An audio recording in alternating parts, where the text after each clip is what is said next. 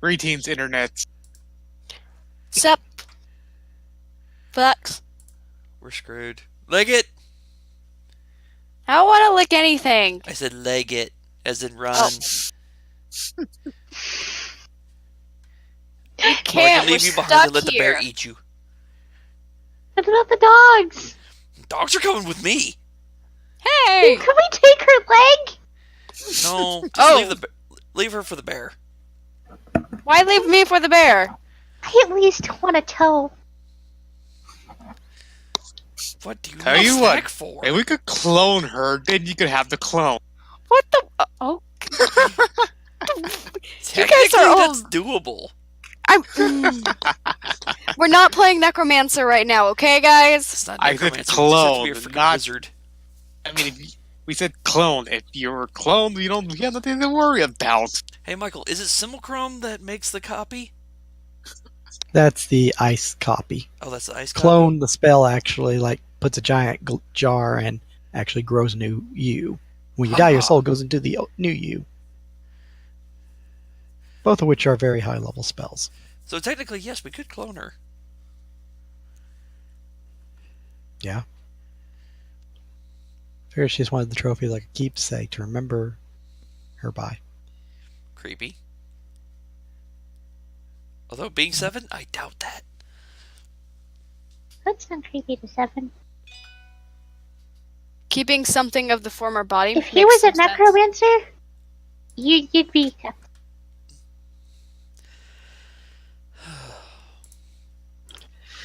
Anyway, it's been a little while since last game, as we had a little break in between because of Valentine's Day. But we have returned once more. And this time we're picking up right where we left off with our resident Umber Hood initiates inside the lovely little tavern front in the back section of the kitchen, and a little private room that opens up into a nice little relaxation area for members. There at the Silent Whisper, the two are hanging out after their chit-chats with, well, one chit-chat with Victoria and both their chit-chats with Riggers. So they just get to stand by and relax a little bit as we'll jump back over to them and some of the interactions they'll have and questions maybe, if any others, while we focus a little bit more on the second half of the group, where Sam is on the third task, last day, second part, after doing the whole little gambling / trying to buy his way out of town test. Now he's in a room with a bunch of bugs, with his associates at hand, Bremen and the bear. And then, of course, Ash and the insect. So we got 2 other people, and then they're +1s. Pretty much. I think it was like a date or some kind of soiree with everybody bringing someone. Sam gets to be the wallflower. That just means they're the distraction, so I can escape. Oh, god damn it. Whatever works, man. So here we go once more.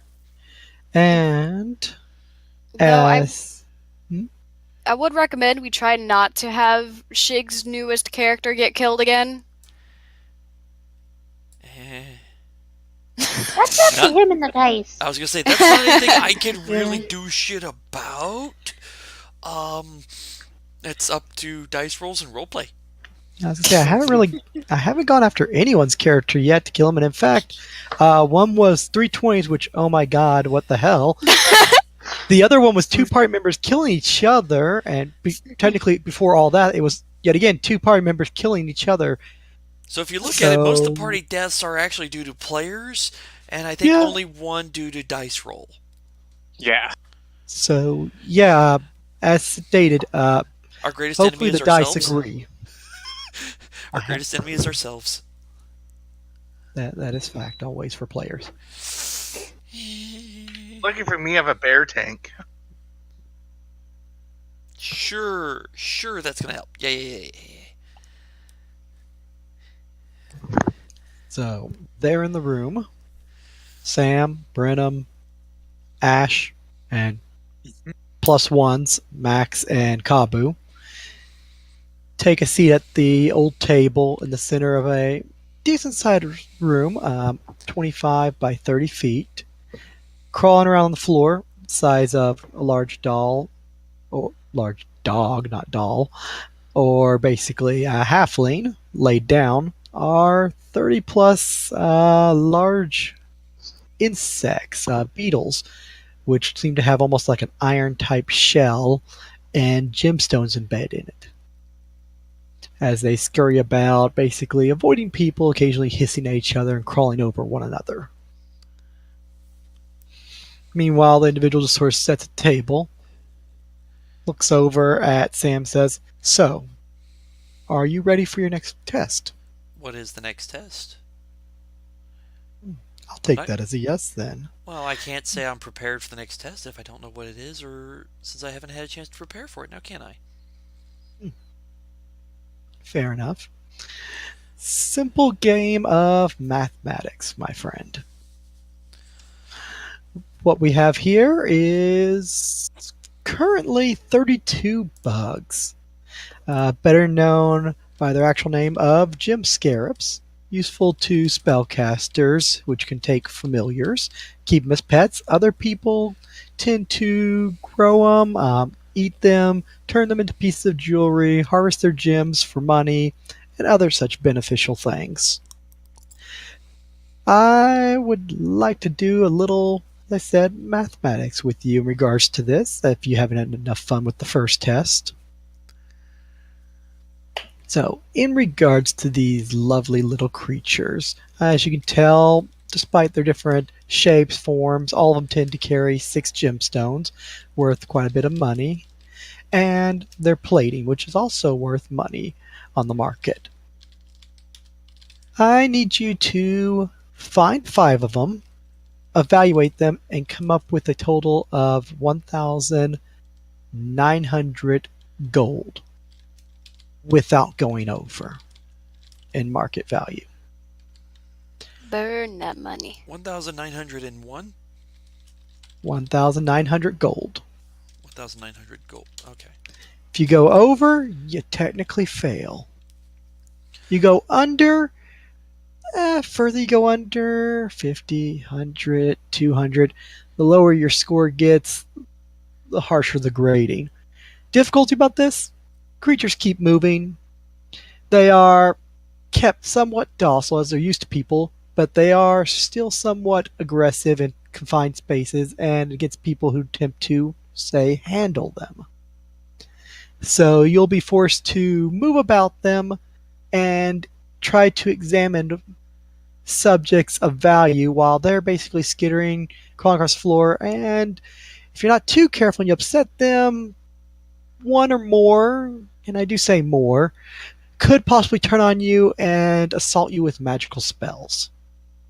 At which point also they'll be burning up the gemstones on their back, which holds the magic they use, and their value will decrease. I see. So, real simple. Think you can do that? That depends. Am I using 5 creatures to get a total of 1,900 and I must use all of it, or do I get to choose of what of the 5? You have to pick out 5 choice creatures and try to get as close as possible to that dollar amount. If you happen to upset one of them that you pick, once you've selected it and later on gets upset and burns it, well, that just decreases your score. Out of character, just I'm gonna leave my bear behind. He's in the room. No, I mean he's just gonna sit there though and not do shit. He's just gonna be quiet. this game sounds. Well, this little test sounds a lot like blackjack, only with bugs. Not quite. You are given 5 minutes to accomplish this task. I will be keeping count. Gives you, one would say, more than enough time to appraise the creatures in regards to size, how much material you could possibly get off them, and based on their gems.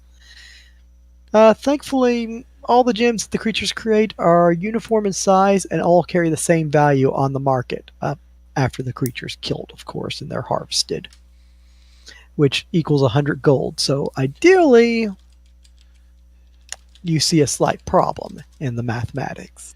Not to mention the value of the carapace, which, going ahead and give you average market value, ranges between about 1 gold to 100 gold, depending upon the size of the bug, its quality, and how good the individual is at harvesting it.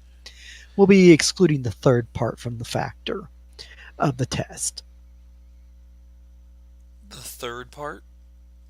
Yes, will just be if you were going off the material itself, the bug's hide, carapace, we'd just be going with quality and size, not basically how skilled the artisan is to retrieve and utilize the materials.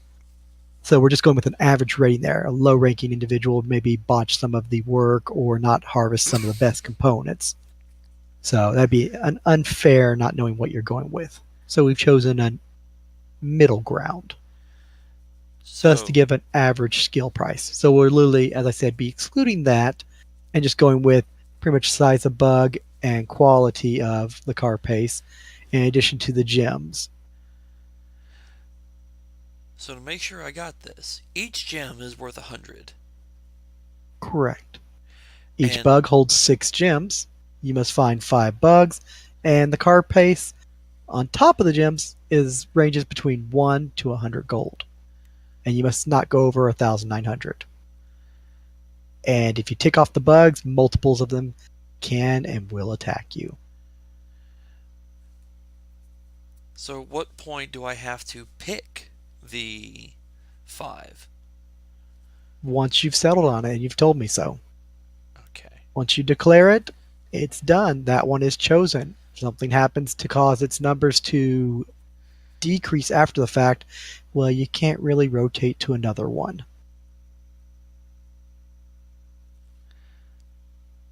Simple game, right? No tricky rules, no underhanded tricks. Just simply get as close to the mark as possible.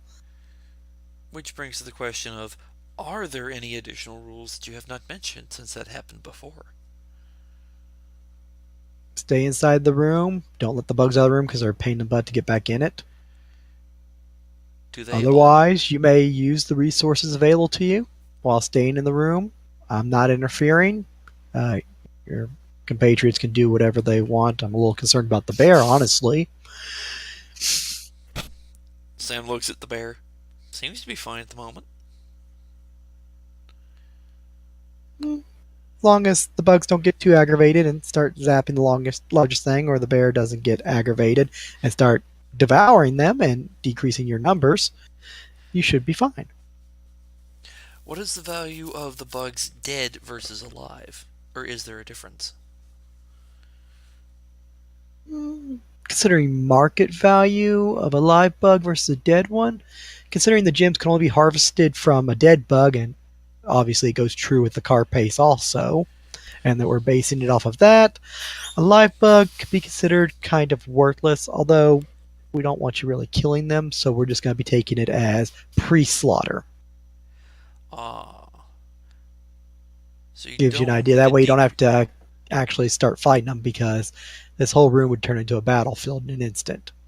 Well, how the hell are you supposed to lower their freaking gemstones then? Good question, Brenham. That's up to your imagination. Good luck, Sam. Whenever they cast their abilities, it burns up the gems, which obviously based on number of gems, how many times they can use it. Removing a gemstone from a living one, although painful to the insect, harming it slightly and probably pissing it off at you, does cause the gemstone to also be destroyed. So you can't remove it, so to get the value down, you have to force them to burn it. Well, unless you want to hold one down without it blasting you and tear it out of its back, that could technically decrease the value, although I'm pretty sure it's going to be pissed afterwards. Which will result in additional loss of funds and may upset some of the other ones in the room. True. How hardy are these things? Well, they look like made of metal, but honestly, In comparison to that, not that hardy. I mean, about as hardy as your average halfling, maybe a little bit more so. If he had, iron hide. Okay, so I'm trying to think of how. Maybe two halflings. I don't know. Could you push them together? Maybe a large dog. I'm just thinking of like how well can they take a hit in case one of them comes after me and I have to knock it out. How many times does it take to knock it out? Because I'm assuming you don't want me to just kill him. Because that would probably be wasteful. That would be wasteful, unfortunately. I mean, it's not like we don't, do so anyway at times for liquid funds. But yeah, preferably no. I mean, if you have to kill them all, we'll just say that your ranking score-wise kind of goes down. Kill the whole room basically is equivalent to failing the test. So yeah, it does sort of count against your score. But hey, if you happen to kill 5 and only 5 and not wind up dead yourself or swarmed by the whole room and you hit your number, kudos. You're good. Maybe a little worse for wear, but done. We move on. Maybe not worse for wear. We don't know yet. All depends on the bugs. Fight or flight. They are somewhat domesticated, although, that doesn't stop a goat from kicking you in the backside. Or ramming you in the gut. You catch on well, Sam. So, shall I start the count, or is there any other questions from you and your compatriots? Any of the rest of you got any questions? As Sam looks at the rest. I don't. After that explanation, I don't know how the hell you're gonna do this. Why is the sky blue? Why do they essentially have the personality of Seven in bug scarab form? Why do they sound like just balls of acid? But Welcome to fantasy. your questions seem strange. Is there something wrong with you? Can just Right, doing incapacitate rough them all. Math off the top of my head. 6 times 5 is 30. Plus 5 is 35. 1 to 100 gold, on average 50. So yeah, you can go really far over quick. Yeah. It's like on average 2,750. No, 6 times 5 is 30. That's 3,000 right there. 3,000. Not counting. 50 Armor for the plating. car pace times 5, so 3,250. Yep. You gotta get down to 1,900. Close as you can get without going over. Barbucker says so. I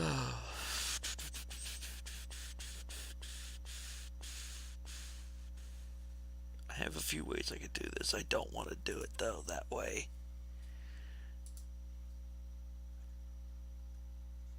Add a character. If I had one spell, I could frag the whole fucking room and be fine. And there's a picture of what they kind of look like, although small size, remember. So like a dog size. Jeez. Oh, they look very pretty.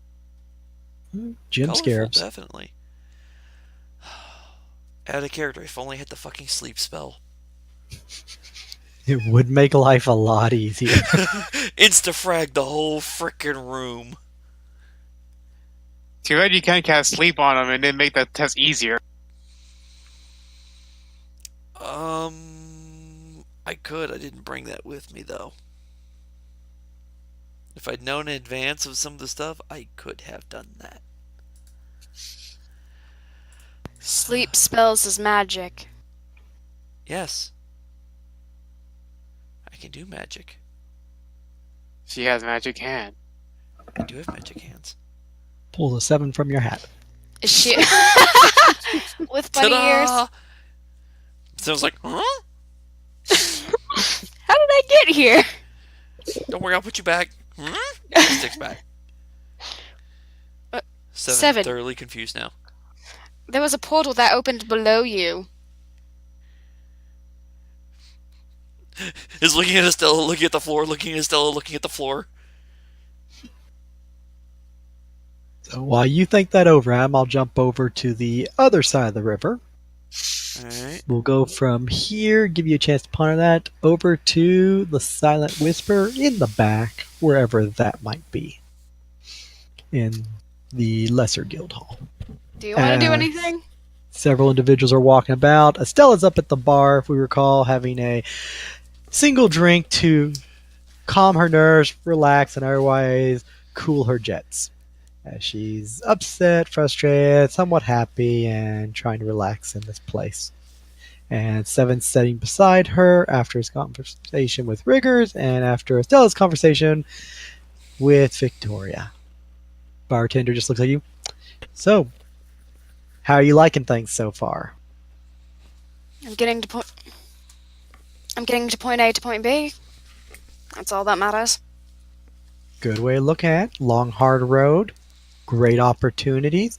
And very good opportunity considering that normally we don't do too much hiring. So, something to be said for making it this far against all the competition. Those that dropped out, disappeared, or worse yet, wound up dead. Well, they just had bad cards. And you must be one lucky lady. Well, sorry, lucky lady and dog as he leans over the counter, looking at Seven. I think Squeaky's AFK at the moment, that's why he's staying quiet. She's making food right now.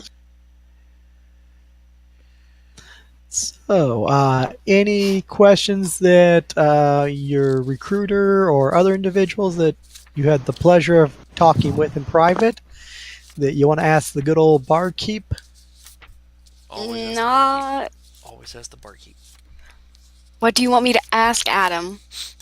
No, I'm just pointing out, barkeep is always the best person to frickin' ask. And So, also the last one to piss off. any recommendations on where I should avoid and whom? Well, I guess it goes without saying, don't upset the higher ups and those that actually have higher ranking than you, because, yeah, Isn't that everyone? you kind of see my point.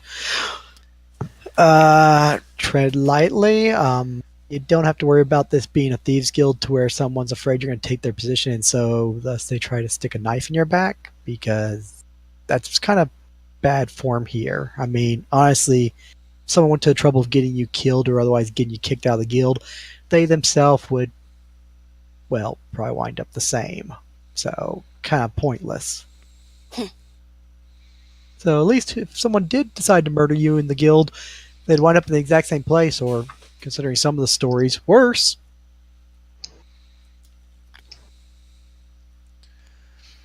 But otherwise than that, just wait for opportunities. I mean, look for potentials, move up. I mean, stuff that you probably don't already know. I mean, look where you're at. Come on, right? Aye. And at least you got someone to watch your back, take good care of you. Looks down at the dog again, just sort of gives a little wave. Quite well behaved little thing. Seven's just gonna look up at him and wag his tail. Well, he's smarter than most companions I've had. Fact. Considering that I've heard that you've hired individuals and some of them even got killed or stood by and did nothing, sometimes you get what you pay for. So nothing can be changed for a good friend that doesn't cost you anything. Yeah, I mean, make connections where you can. Ask questions. Riggers is kind of useful at times. People are kind of split on the fence with him. Some like him, some hate him, so you can take that With a grain of salt. friendship as much as you want. Yeah, grain of salt if you want to. Sure. Say he does about as much damage as he does good in the guild. Probably just his methods. Couldn't that be said with anyone, to be honest? Most people tend to follow the rules pretty straightforward, even if they do get more difficult as you move further up the chain. But yeah, people prefer the benefits, so they don't really cross line. But then again, despite the rules getting harder, you do have a lot more freedom and leeway, so what could be considered breaking the rules can be bent, allegedly. Also, some of them are, the higher ups are really just batshit insane. I would not be surprised with our line of work.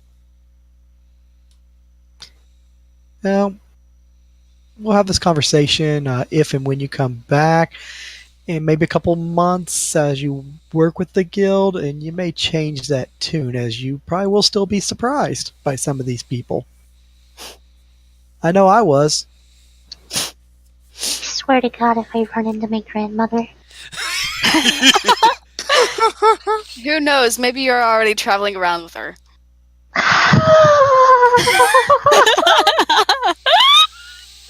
You are your own grandmother. Oh, God. It's not mindfuckery at all. And I'm not at fault because it can't be Sam. But yeah, for the most part, for initiates, they really don't ask a lot of you guys. They mostly just want you to kind of relax, and then they'll send you on simple errands, or they'll pair you up with a higher up to sort of get a feel for things and be more like an assistant or apprentice, whichever way you want to look at it. And then once you actually start getting a feel for things and understand the rules and actually get, like a rank or title, then you actually get jobs and people coming to you and teaming up and doing all kinds of other stuff on your own from the guild. So for the most part, it's just, kick back and enjoy the boredom, for like the next month on your boat voyage. Yeah. But otherwise, take in the sights with what time you have left in the city, and, with any luck, they'll take good care of you, and you'll be right back here. If rumors are anything, you'll probably get paired up with a couple of our guys over there, or maybe one of them. All right. Thank you. Yeah, sure thing. At which point he just sort of walks out from behind the bar with a bottle and just starts heading off. One of their guys comes walk up behind the bar, pours a drink for 3 people that come up, grab it, then he pours himself a drink, just puts the bottle back on the shelf, walks off from behind the bar. At which point you start to realize there really isn't a bartender here.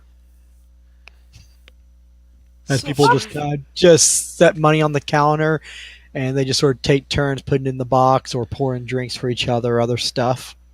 God. At that moment, she pinches her nose. All right, Seven. Want to walk around town or something? You just had a friendly conversation with one of your other employees or associates. Seven's just gonna give a little bark. Yeah, let's go. God. Gets up and walks away. GG guys, time to leave. Fuck this shit, I'm out. Oh, hello. Let's see, that lasted a whole 5 minutes before you got surprised. Wow, he wasn't kidding.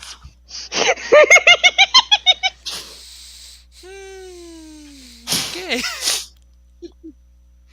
So at which point you head out through the door, back into the kitchen as you walk past the kitchen staff, and back out to the front of the nice restaurant, which is the front of the Silent Whisper, and go ahead and check out the front door as the doorman just gets the door for the 2 of you and says, "See you again next time." Later. At which point you're free to roam the streets. Meanwhile, back across the pond, we have our 3+2s. So what's going on with Sam? Has she made a determination as the old man looks at her? So, are you ready? holds up a finger, looks over at Brenham and Ash. How good are y'all at dealing with animals and keeping them calm and all that, Uh, talking them down? let me check if I have handle animal at all. Out of character, essentially, I'm asking if you have handle animal and if you're Yes. have ranks in it. I actually do have I am very good at handling animals. I'm Man. decent at it. You would read to roll knowledge arcana on these, Adam. For these critters, Yep. They aren't vermin, so thus they aren't vermin, so thus they aren't insects. I click the They're roll. actually Did it, magical beast. did it work? No. So handle animal won't be as effective then. Oh, it might. Very, very true. It might not. Alright, I had to refresh the page. Let's see if I can load up my own character sheet. Because it just told me no! Skills. Arcana. Roll. There we go. Now you gotta roll. How's a 27? Very good. You know that these creatures, pretty much all the stuff that he's explained, plus the additional, these insect-like creature is called a gem scare, is a vicious desert predator that these results reveal all the magical beast traits. In addition, these creatures love to dig and burrow near water holes and paths that animals or people are likely to tread. Their carapace is worth a good deal of money. Gem scares are encrusted with gemstones that allow them to power their magics, and these can be quite valuable if harvested from a slain beetle. They have Tremor Sense 30. They are small magical creatures. They're most commonly known for diamond scarabs to be able to cast Flare, emerald scarabs to be able to cast Acid Splash, and sapphire scarabs to cast Ray of Frost, though different variants do exist outside the norm. Aside from their spell-like abilities and sensing things, not really that much. Their carapace is almost as hard as iron, as they have a high natural armor, and they can climb and hide quite well in sand. Is the carapace itself actually made of metal? Or is it just extremely hard? In the description, it basically reads as follows: the metallic carapace of a gem scarab are valued for use in jewelry, inks, makeup, and dyes. Few desert folks have even learned how to turn them into thread. And slain, if undamaged carapace is left for sale, it ranges between 1 to 100 gold pieces.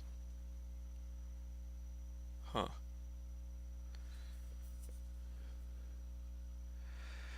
Okay. They can also basically consume just about anything, as when a gem scare catches a sentient creature, they eat all of the minerals of a non-magical nature along with the flesh. Other items might remain at the site. So they eat cloth, metal, basically anything that's not magical. Huh. Okay. Would handle animal work on them to like calm one down? Since they're magical beasts, no. Oh. Be right quickly. Well, crapola. So much for that plan of distract a few with handle animal, knock a few out. And these things are just all over the damn place, correct? Correct. Considering the room is 25 by 30, which basically equates to quite a few squares, and there are 32 of them, and you have your table and you guys are in the room eating up more squares. They are literally like crawling over each other and hissing and moving about the room and trying to climb up the wall as best they can, although they don't get more than like 5 feet up before they pretty much start to fall. Okay.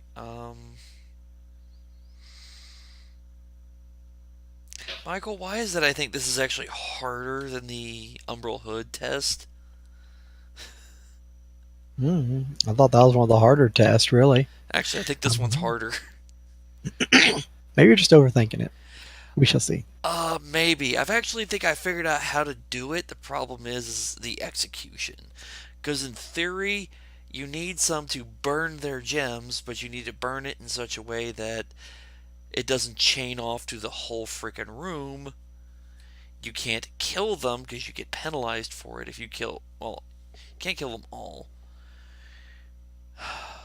I'm back.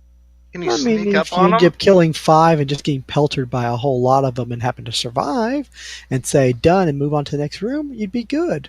Not worse for wear. 6 times 3 is 18. That's 180 attacks. If you pissed off the whole entire room, if you just pissed off a small Oh, group God. of 5 or 6, that's, acid splash for D3 times about 5 of them. Touch attacks. That's a max of 45 damage, minimum 15 damage.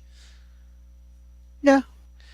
Do these things look like they're sticking to like the greens are together, the blues are together, or are they mixed? They're just kind of mixed. I mean, there's a couple of them that group together, but for the most part, they just kind of like will hiss at each other, walk the opposite direction. Some of them will crawl over each other. They're different colors, so it's basically a bunch of lobsters in a tank. How many different colors can I spot? You can spot 5 different colors. Although the 3 basic colors, as mentioned, are the most common. So there's more of those than the other 2. Clear, blue, green. There might be 5 on your lap right now. Yep. Pretty much the diamond, the green, and the blue. Double D, double die. This is bad. Add a character. This is bad. You're trying to figure out how to get the right ones without killing them, essentially. No, literally, all the gems are worth 100 gold. The Yeah, carapace thankfully, the itself, color doesn't matter, or color the doesn't effect. matter. Carapace ranges from 1 to 100 depending on integrity and what's left. Which means if we get 5 of them, knock out all 5, carapace is undamaged. It can be worth 100 gold. Each gem is 100 gold. That means the highest value we can get out of 5 of them is literally 3,500. Which would be almost double what you're supposed to be. Because we So have to that hit would probably hurt you. 1,900. Even if Below. if we completely trash the carapace itself, that's still 3,005. So in that case, we need to at least lower the value of. We have to Of make one them or burn maybe their two. gems. Although technically we can also destroy the gems, but You'd have to like grapple them and tear it out, and while they're trying to zap you. well, if we knock them out, then just tear them out while they're still alive. It destroys the gem. Yeah.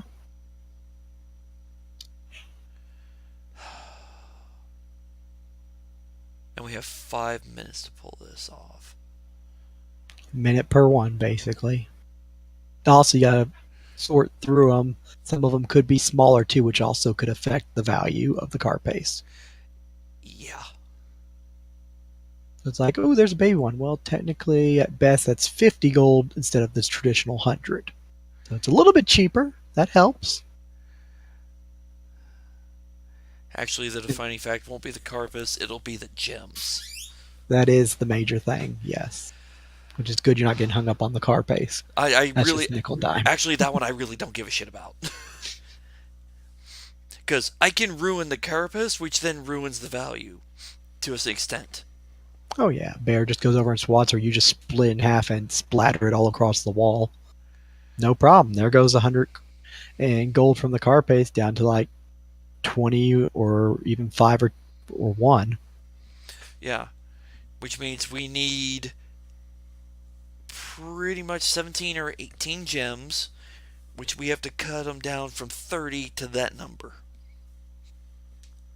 Which means we have to aggro them and have to get them to burn some of their stuff. I think you said you could tear it out and throw it away if you wanted to. Yeah, but if you tear it out of one that's alive, it's going to get mad at you. True. Because it's extraordinarily Oh. painful. Gems removed from living scarabs, which you have the knowledge to know this, crumble to dust as the creature immediately transfers the energy within the harvested gem to another one on its back. Such harvestings also deal 1 point of damage to the scarab. Correct. And from what they eat, it's how they basically get the nutrition they need to grow new gems to store their magic in it. Which is my thought of just, if you knock them unconscious, and then pluck out a few, and force the value down to where you need it. Well, they're Fortunately, living I'm creatures. not good at knocking up because I don't have a good. Both of my weapons are lethal, Kabu and my Mind Blade. I'm aware. And Bear doesn't know how to do non-lethal. Get him, Crunch. Oh, God. Oh, god damn it. Facepalm. Kabu, you don't. Can you do it? Can you shoot a thing without melting into acid? I can't. That is how. Oh, I no. work. Kabu comes into play later. Oh my god. He's how we control value. How do you Ah, ruin you- the value of something? You melt it. That's. No. Kabu and Max are to decrease value of something. Need Okay, Kabu, just non-lethal melt the. to knock them out to then control the value to where we need it to be. Okay, Kabu, melt that gem. Fine. The question is then does Brenham have the ability to do a non-lethal attack? Everybody can do non-lethal. It just -4. Yeah. Exactly. Well, does Brenham have a physical weapon, or is he mainly caster? Yes, so I have a rapier. No, I have a scimitar. Sorry. I also have casting. Yeah. But what spells did you set? I only have one offensive one right now. No, I meant the others. very best. Offensive spells is actually what we don't want. Oh, I don't need to use that anyways. So I have healing spells. I have 4 of them. Good. But That'll probably I be the only big have thing. 4. I only have the 4. That's fine. I have 3 on top of your 4. It's like heals I'm not worried about. It's knocking them out, which I can do. Michael, do gauntlets take a penalty to do non-lethal? I would say so, since they're um, weapons, so thus any attempt to do non-lethal, you would suffer a penalty to do so. Okay.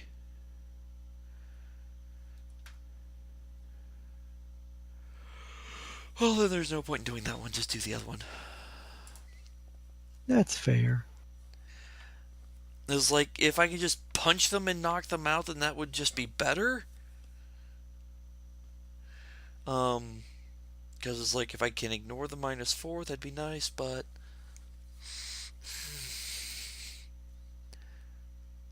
Alright, looking around, is there a group that is... or any spot where they're not congregating as much?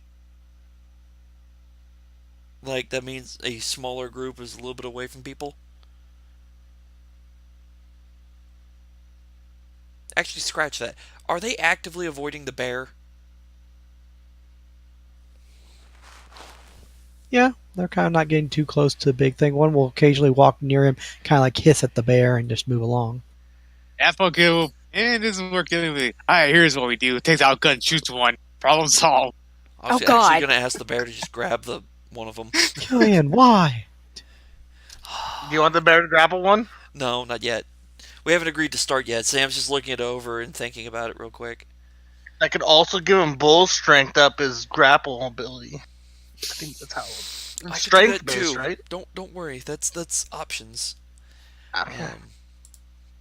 So I think that's what we're gonna have to go with. Or I can give you bull strength. We gotta knock them out somehow. Yeah. Oh, wait, I do have gloves. Think I have gloves equipped? Yes, I do. I have gauntlets equipped in my hand. That So, kind yeah, of counts. You could just punch them and just call non-lethal. Sam looks back at the instructor and says, I think we can start. I think I've got this figured out. Maybe. We'll see. No plans are ever perfect. And anyone that claims as such is merely deluding themselves. Fair. Well, let us get you going then, shall we? And just copying images because I fear this is going to make it easier to be able to see the sheer enjoyment. Uh-oh. Oh god. He says this and I'm just like, uh-oh. GG, guys. GG. I'll give you an idea of how wacky it is.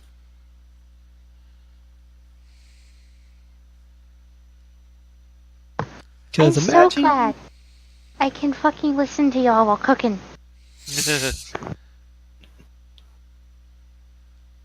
we are too.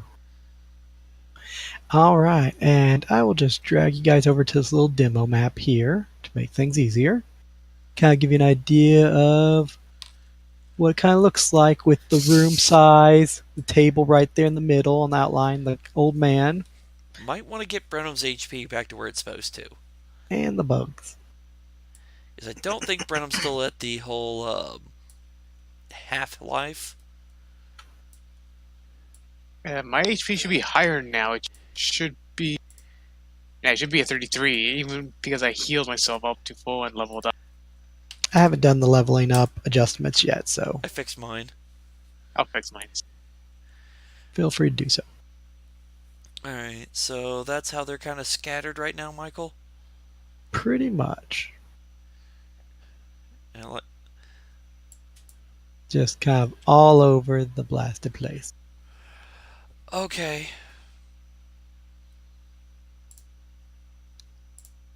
Oh, AC is back to normal now.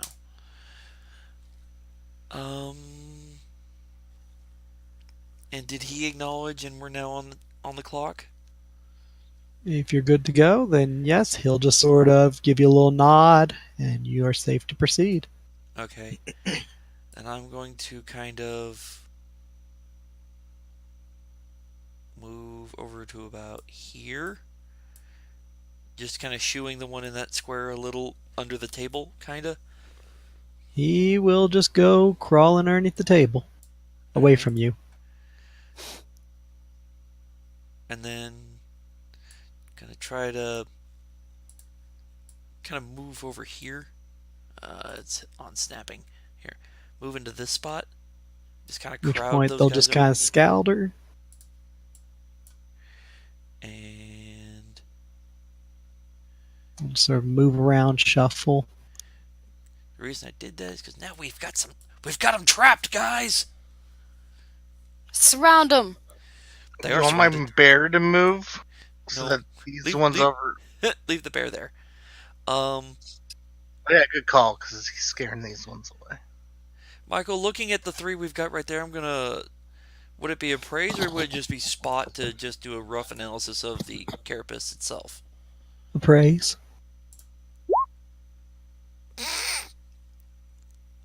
I got a 10. All bugs look alike. All these bugs That's are looking racist. alike. Oh well. Okay, One That's trying to beast- climb up the That's wall. racist. Our species are. it's The other one's buggist. hissing at you, and the other one's like crawling toward Ash. Alright. Michael, I'm gonna pull off my sword with the sheath still on it, so it's a little bit easier to just bonk them and not chop them.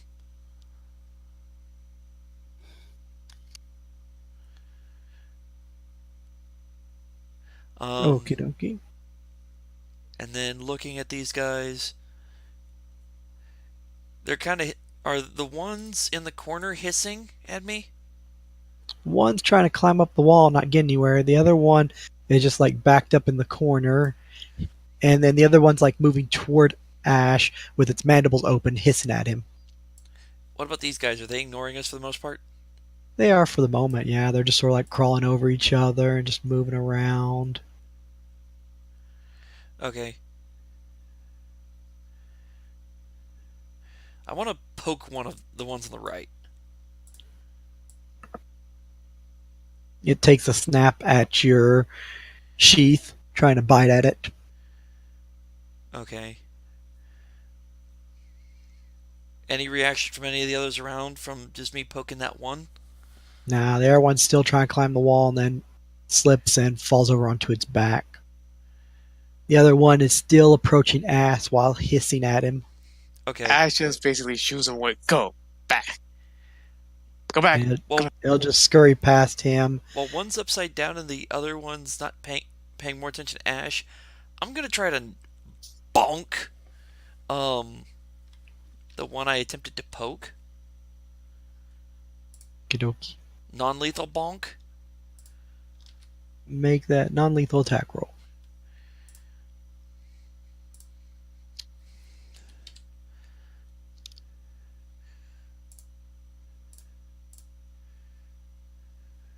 Bonk. That hits it, cracks it over the head, and it is still conscious and now pissed at you. Uh-oh. That's fine. I'm gonna bonk it again. At which point, in turn, it will turn, and all of a sudden, one of the gems start to crumble, and it will try to lob a blast of green acid at you. You get an attack of op if it's using range and melee. Non-lethal bonk again.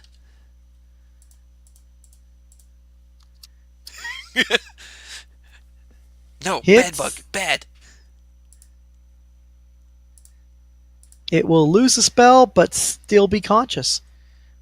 Stubborn bug. Is the The other one one on, climbing have the any wall will have flipped itself upright while pushing on the wall, and start heading the direction of past Brenham to head underneath the table after the other one. Okay, so they generally ignore if you're screwing with one, it seems like. Interesting. So bonk this other one now. You bonk yours, I'll bonk mine one last time. See how much bonking this needs. You really want me to bonk it? Do you want to bonk it, or do you want me to bonk it? No, go ahead. Yeah, I'll do your bonk thing. mine again, Michael.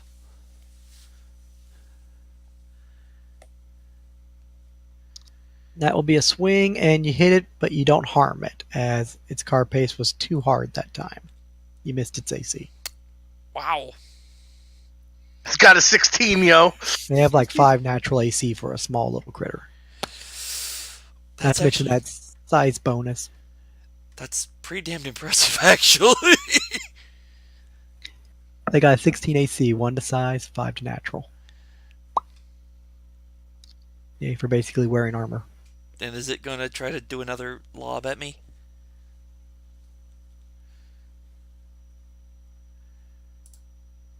Noob. It's going to try to take a snap at you with its pinchers and try to bite you. No. And will fail as it's basically just trying to chew on your shoe. Stupid little ankle biter. No bonking for me.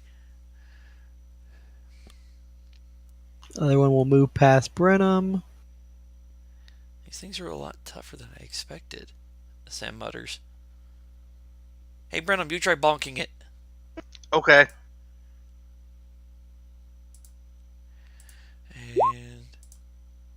And it goes unconscious. Wow, they have about 30 HP or so. So it's burnt a gem, correct, Michael? It has burnt 1 gem. But it still has 5. In addition to its car pace, which has basically just been banged up. And still intact. Slightly devalued, but intact. Alright. I'm going to try to herd another one over to the corner.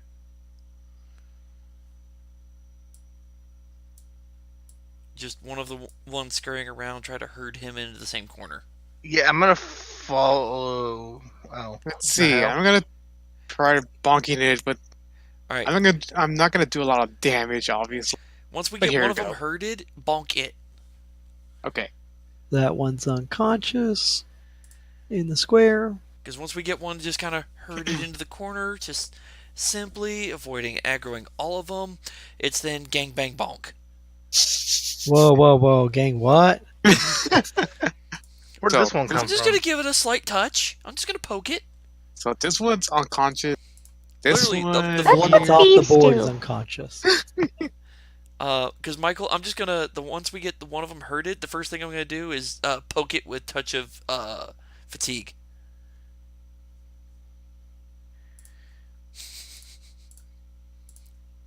I'm gonna poke it with a spell. I kind of want to set it on Oh, fire. for but I fuck's won't. sake! No. The problem is that's a natural one. Reroll. Okay, I'm fine. That's just a miss. And you fatigue Bread and Blood. Which touch of fatigue is a touch spell. Oh, shit. Critical bonk. Oops. Wow, you need this guy on your team. He is Wait, on my no, team. that's a crit, but crit non thing. I didn't actually crit. Yeah, Oh. no confirm. No confirm. Just 9 points of bonk. Which Okay, it now I will. bonk. Mm-hmm. We're here. We're bonking which one? Wait, This which one. one are we bonking here? Okay. Yeah, where you were is how we were able to kind of herd it. So I'm bonking it. Just making sure it I'm doesn't gonna run do a away. lot. So let's see.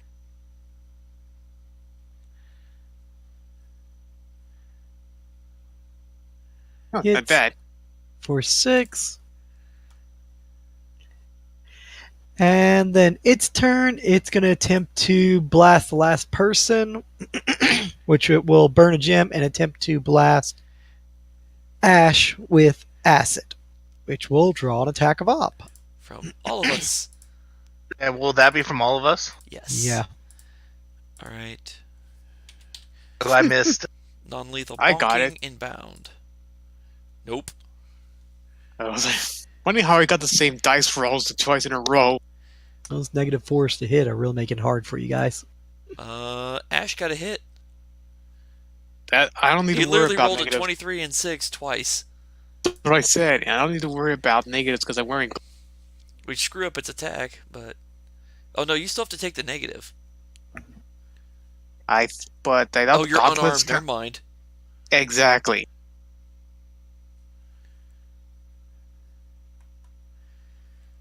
So all your shit's non-lethal anyway.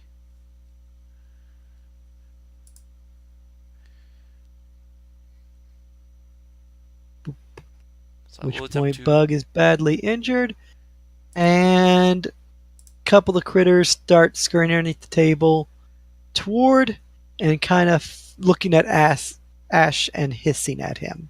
One will scurry up and attempt to bite Ash from I underneath think the we should table stop attacking. That's a miss. and miss. I think they notice what we're doing now, guys. Maybe. How much more... Based on how much we smacked the other one for, how much more to smack... 9. If this it guy? has 30 hit points. If it has 30, it takes... Need to do it for 9? Yes. Mm.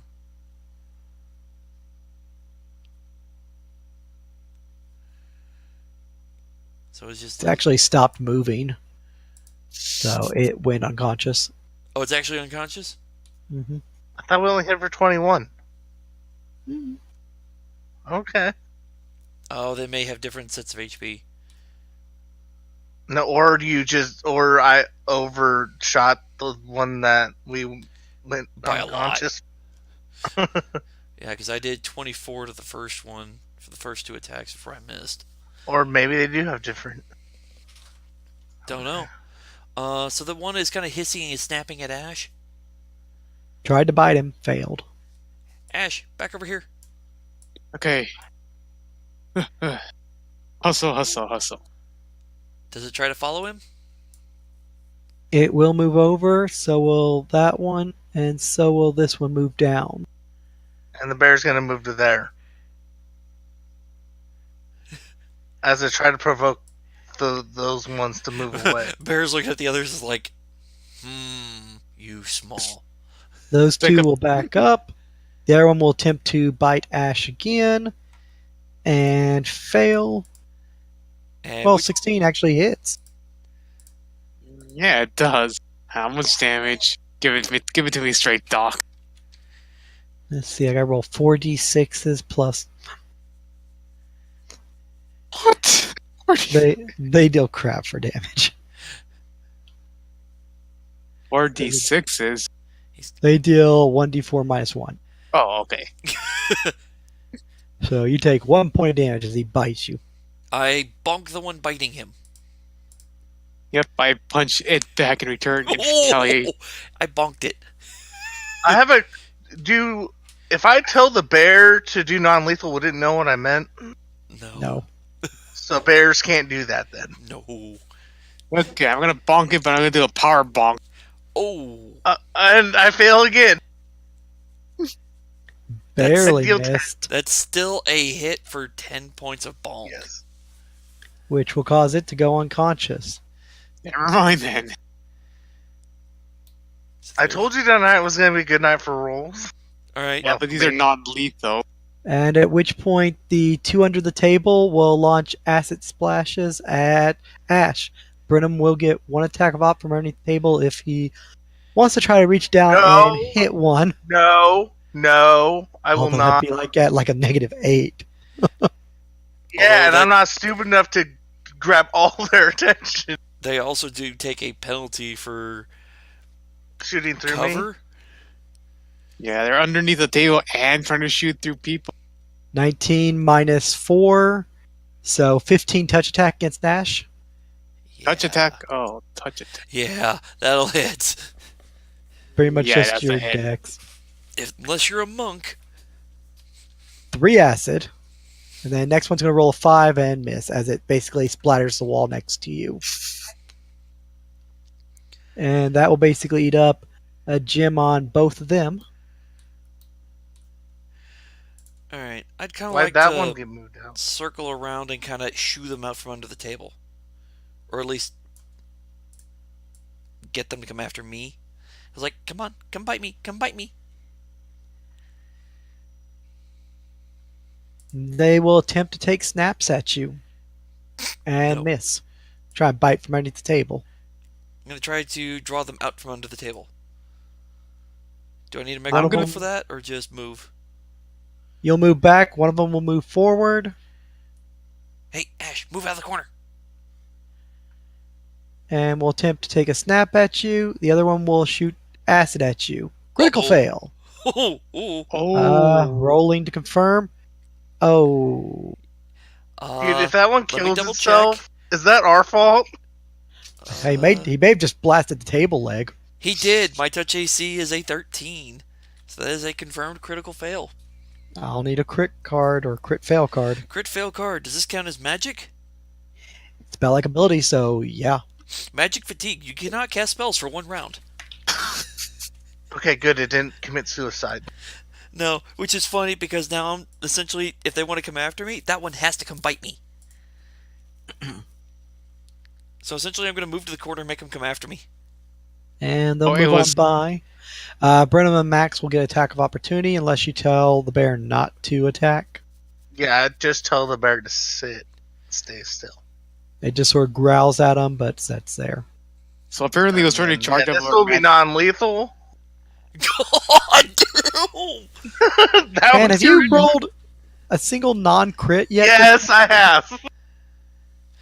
Jesus. Oh, that's Going back a... to- It's gonna screw you up later when we go into an actual fight. You know that. Right? Do you have weapon focus? No, I don't. Okay. Alright, the crit card, it's slashing. You are doing non-lethal. Oh, for fuck's sake, this is beautiful. Wide open, normal damage, and target provokes attacks of opportunity from all threatening opponents. Everybody Huzzah. hit it. So, So, you two get to take an attack of op due to Brenham's getting an attack of op. You get an attack, and you get an attack, and you get an attack. So the two of you can roll an attack of op, non-lethal, -4, to beat the crap out of him. Except for Ash, because he Oh, has I rolled gloves on. absolute shit. Ash hits. Yeah, but my damage isn't as good as yours because I'm using my I'm basically punching with my bare hands through gloves. Yeah, you're doing a You have D3 unarmed plus combat 4. or I'm doing a something? D10 plus 4. So yeah. Yeah, I'm using unarmed combat, but I only have a D3, I think, for unarmed. Is arm D3 or D2? It's unarmed combat's a D3, but it does provoke unless you have the feat. So the bug will get to snap back at you, You're giving the other bug, a chance to bite you. which That's a 14 miss. does not hit. And since he didn't hit, you would get to fall through with your attacks. That's 5 non-lethal, and that's a miss by you. Oh yeah, I missed. Even though I get a +2 from flanking that I forgot to include. Alright, proceed to Well, the bonk. bear's not really participating, and they're kind of ignoring the bear, so Aw. That's true. he's not really threatening. He's It's just just a standing lump. Wait, can you tell him to grab one of them? He may try to eat it.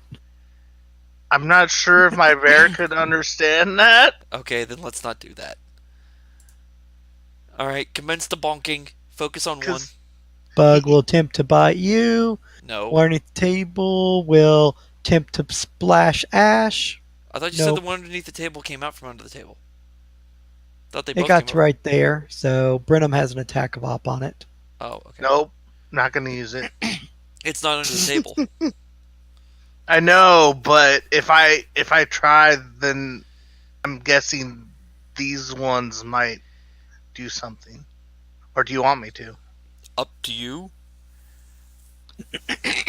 I'm trying to focus on this one and get him down. Yeah. Oh, Oh, there you go. That's not a confirmed crit. If I had flanking, it would be. So that's just 11 points of knockout. And that is unconscious. So we got 1 in that square and 3 in this square. So you're basically almost in difficult terrain in that corner. Yeah, I'm getting out of that corner now. And we are basically I'm letting at Max back. a minute so far. Making decent time. All right, and then I'm gonna move Max to. I'm gonna tell him to go to this square and see what happens. Just kind of move the bugs out of the way. I'm gonna try. Bug will back up. Let's see. Other bug will move over.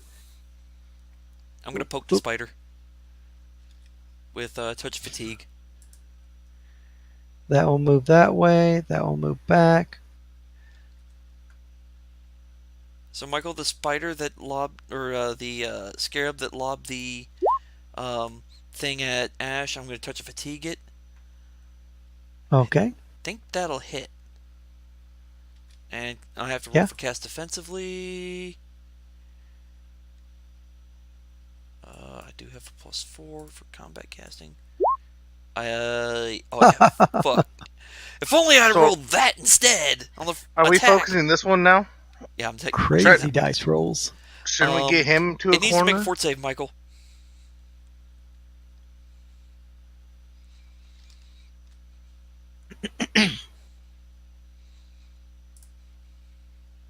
DC 14 Fortitude. Critical Oof. fail. It is fatigued. It loses 2 points of strength and dex. Reduces its AC by 1. The strength just puts it even lower. And reduces its to hit by 1 across the board. Yeah. All right, think we can bonk Sweet. this one, or are we safe to? You think? I don't know. Did I just pull aggro on it and it tries to do something to me now? Hang on a moment. It'll attempt to take a snap at you. Nope. Nope. In this case, I'm a bonk it. I'm gonna see what happens after you do that. That is... Oh, that was some beautiful damage, but I rolled 2 on the attack roll. It will attempt to cast a spell, which will draw an attack of op. I will take that attack of op and go for the bonk. Success bonk! Spell-like ability will be lost since it got hit. It burns the gem. Hey, Yep. Okay, man. Ash, I suggest you go this way and to here. Is it still up? That That's a one good hasn't idea. really taken any damage till now. Oh, that's Is right. the I other one fatigued it updated? and then bonked it. It's I'll gone go through over 4 here. gems, though. And then Because- I bonk it. I'm just gonna sit here and not attack it because I'm thinking that one will attack me if I I'll do. do it. I'll do a power attack bonk. Power attack bonk? Yeah, why not? Oh, okay. Can you do that? What's Yes. a power attack bonk? A powerful bonk. So That's a what power bonk. happens when you like hit somebody in the nuts or groin area in general? Or an uppercut to the chin, really Yeah. hard, like. I mean, that does provoke an attack of op from the bug. It's like Nick's had to step away for dinner. What? So switch to AFK channel. Oh, because she's cooking. Don't message her or at her. I'll just. Yeah. I can't move. It's her. okay. I wonder who that's referring to.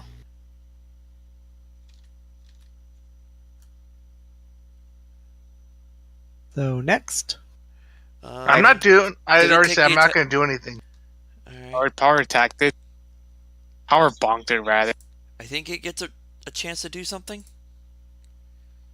attempts to bite at you. No. So that hits. And it will take the 8. And then I will attempt to bonk it the next chance I get. It will still be standing barely, although it looks pretty weak and dazed. It will attempt to. That hits, and it will go down. Slide him over. So that guy's used 4 gems, correct? He's used 4? He did. How many has he used? That I one's think- used 1. This guy? There's one that used none because we 1. destroyed it so fast. That I one think. was 6. And that one was 5. So the bottom one now is a 6. The other 2 are 5. So And then that one's a 5. And the top one. So it's 2. And then all the way 5 till you get to this bottom one, which 2, is 6. 5, 5, 5, 6. So that puts it at 15, 21, 23 of 30. Just have to reduce that down. How's the carapaces look on all these? Intact? A little banged up, but for the most part intact. So if you're looking at average value, since they're not splattered and sliced to bits, you're probably looking at the higher side, 75 to 100 gold. Okay. We'll put them back in the corner and let's grab some gems out of them and throw them away. Okay. Before we well, go let's back to shoo the some dude of the at the table. other. Let's shoo some of these other little guys away, and Okay. I will Move attempt here. to. No. No, you're gonna do it. Shoot. Okay. Those And guys. Brenham, one will attempt to bite you. This one right here, as you move away from it, takes a snap at your leg and hisses. Did it do anything? It missed. 11 to hit you, so no. I'm gonna Not intimidate the close. rest. I'm gonna roll intimidation to see if it gets scared the other ways. Back away from us. I'm going to attempt to Uh. just roll a charisma check to just kind of, if I can, just peacefully shoo them away. As in, I need to step over here. Please move. Who, me? No, I'm going to do it. I don't know if what Which check one are that's you gonna be. intimidating? I think it's just charisma on my part. Shig.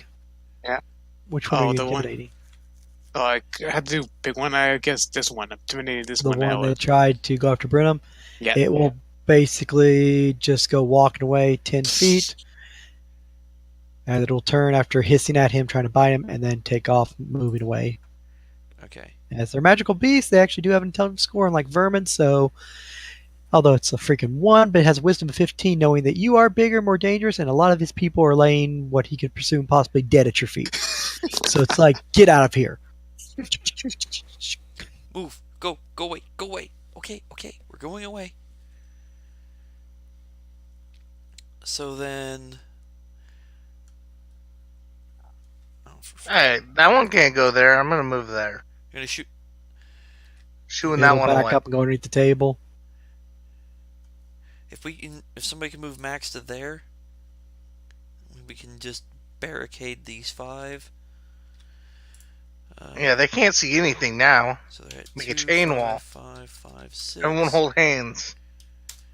Well, just being there kind of keeps them from going around for the most part.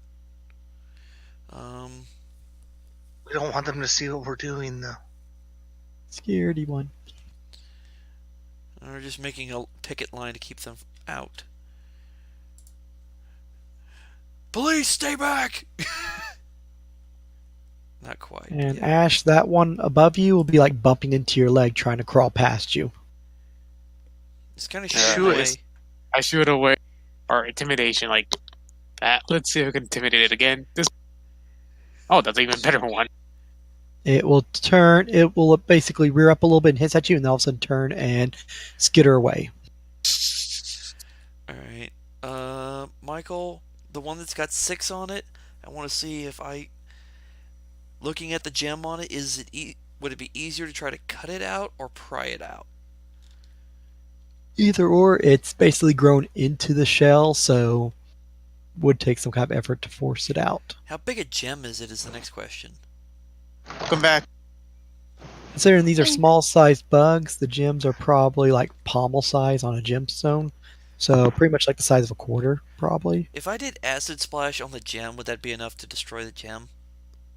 Specifically targeting it to destroy it? Yeah. Sure, you could try so, since the creature is helpless.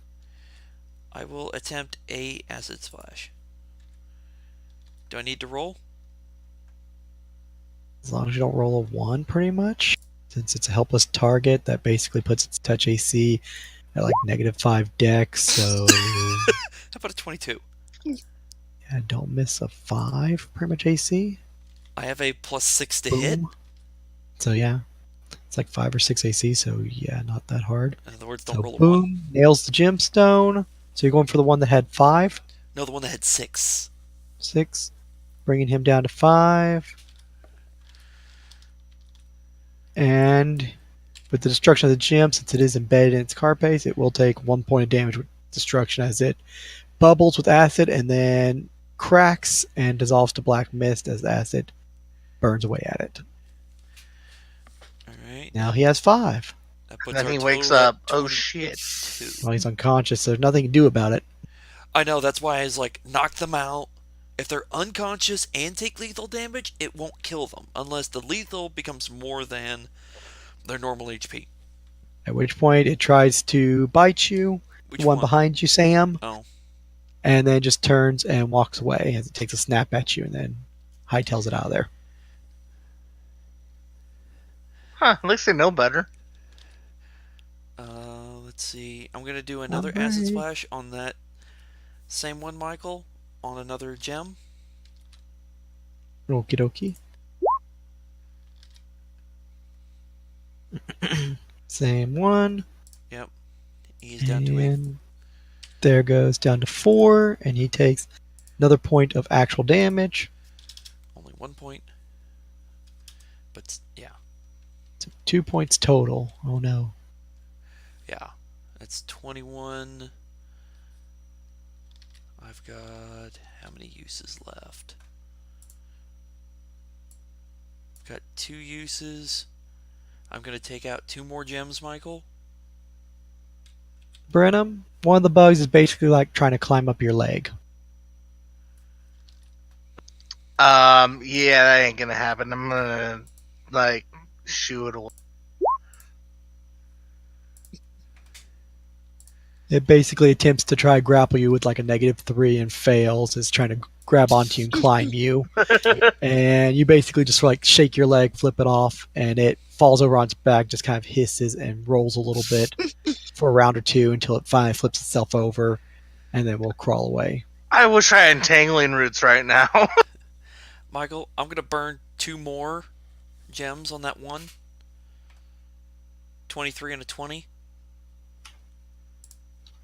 So that guy will be down to Okey-dokey. 2. Yepums. And its carapace will take a little bit more damage as the gem's missing, as it takes 4 points of damage. Not that that matters a whole lot, but it's the only actual damage any of them take them.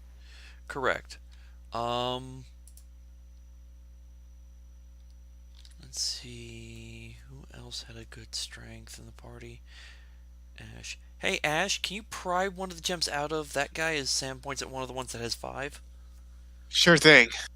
Hit the 2-minute mark. Yep. So what do I have to roll to pry it out, Michael? Just roll your strength, right? You can roll your strength or use a weapon or such to basically remove it. Any little small or sharp implement. Try and do so with your bare hands would require a heck of a strength check since it's pretty much Or you embedded could into its just break shell. the gem. Or you could use like a weapon attack to destroy it. I can try as well.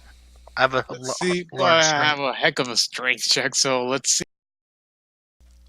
Gotta grab it and pull it out. No, it didn't work. No, we just need one broken at the moment. Oh, okay. I'll just use my mind blade to destroy it. And stab. It is considered a stabbing weapon. Mistakes its eye for the mind blade and crits it. No. I think you just killed it. No. Targeting the Destroys gem. the gem. It takes 1 point damage as he just stabs and shatters it, gem, which turns into black dust and fades away. And that brings it down to 1 gem.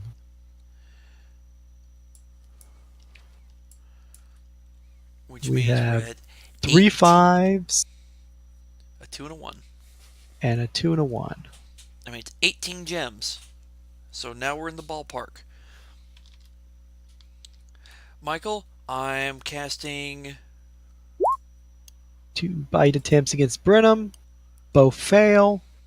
Then the bugs will basically just sort of scurry away. They just really don't like Brenham, apparently. They have a thing against That's- druids. No, I think it was the 3 crits in a row. Probably. Michael, I'm going to cast Skill Enhancement on myself. It's an Artificer spell, so it does require a D100 roll. It takes 1 round to cast. Success. I'm getting a +4 to appraise from that. Okie dokie. You want to try to evaluate your value? Yes. And that +4 bonus will last for the next 40 minutes. And I will means try we to only have appraise the remaining, 3. the value of the carapaces. That's a 24.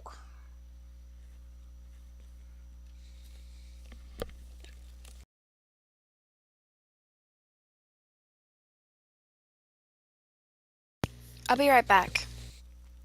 Okay. One of them's a little bit smaller. It has most of the gems missing. The other ones, pretty much, their carapaces are completely intact. And then the other one, which you basically damaged the carapace on with the gems being destroyed through your acid splashes and everything, carapace is pretty worn, probably on par with the other ones. So if you had to estimate, looks like they're probably in like the 85 to 100 range for those 3. The other 2 are probably somewhere between the 45 to 60 range.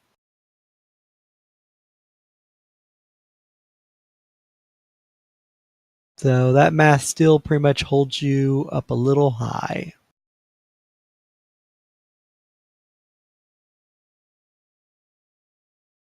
You got 1,800 plus, let's say, minimum 80, 80, 80 plus around a 50 and a 50.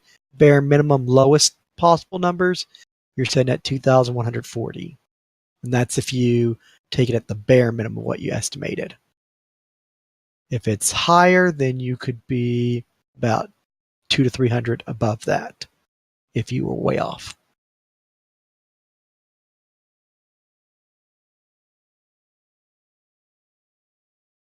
About 180 off. This is blackjack, remember. Well, he wants to get as close as he can to perform well. And if you go over, you lose. Yeah, kill 3 more gems and you're close. You're at 1840 if you do 3 more gems. And plus, you'd break their armor a little bit, so that might actually be safe enough.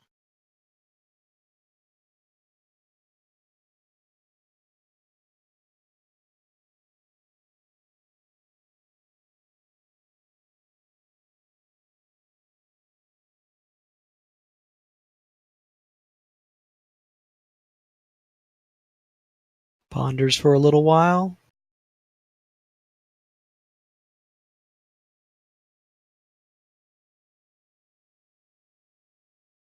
Old man just looks over from the table as he lifts up his feet while one scurries by, and just looks at the bodies as Sam's like flip him over, inspecting them, look at the gems.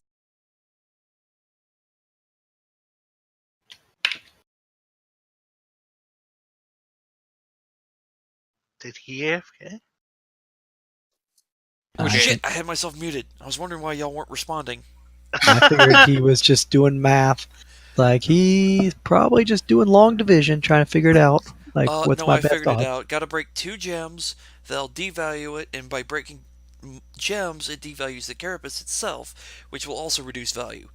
So, on one of the 5s, we need to break 2 gems. Ash, if you get one, I'll get the other.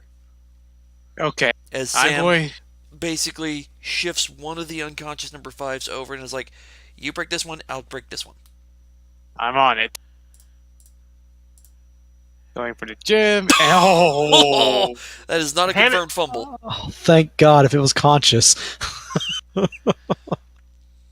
Meanwhile, I did maximum damage.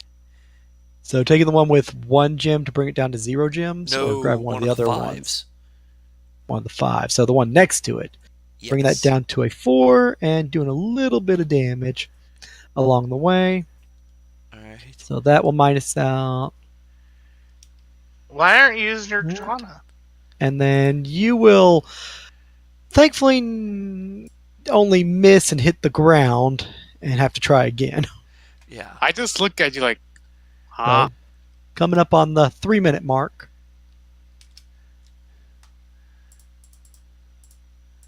Okay, you're a swords woman, not a dagger woman. Really? It's like, go to stab it again, and she just looks at the dagger and just puts it away. It's like, no, I don't do knives. Here, No. hand me the damn bug. Geez, so you miss again. Yes, if you look at my roll, it's almost Like, exactly the same. okay, slips off the gem and hits the ground again. Ash just looks at her like, are you? Yeah, you're better with swords, I Yeah, think. no, I'm not a knife woman. Nope. All right, you do it.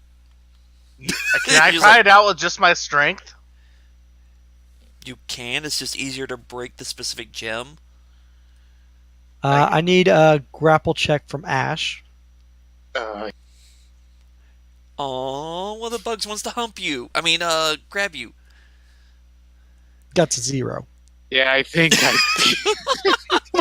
You basically feel something tugging at your pants as it starts to climb up your back while you're hunched over on one of the bugs, and you just quickly stand up and it just falls to the ground and quickly takes off across the room.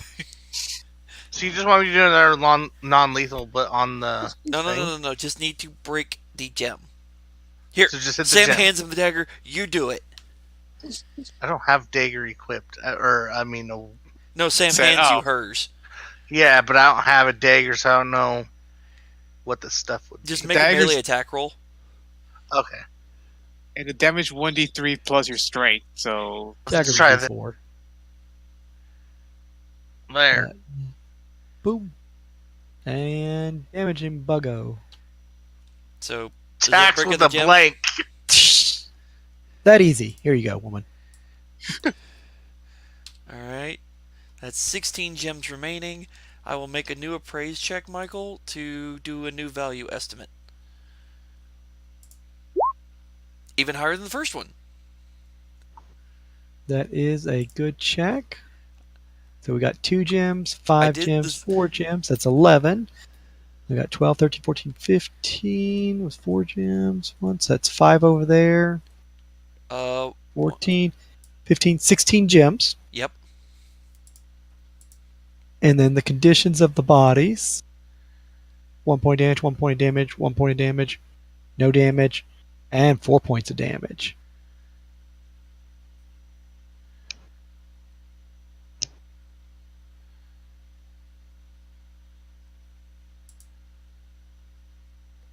So, what are my estimates on? I know the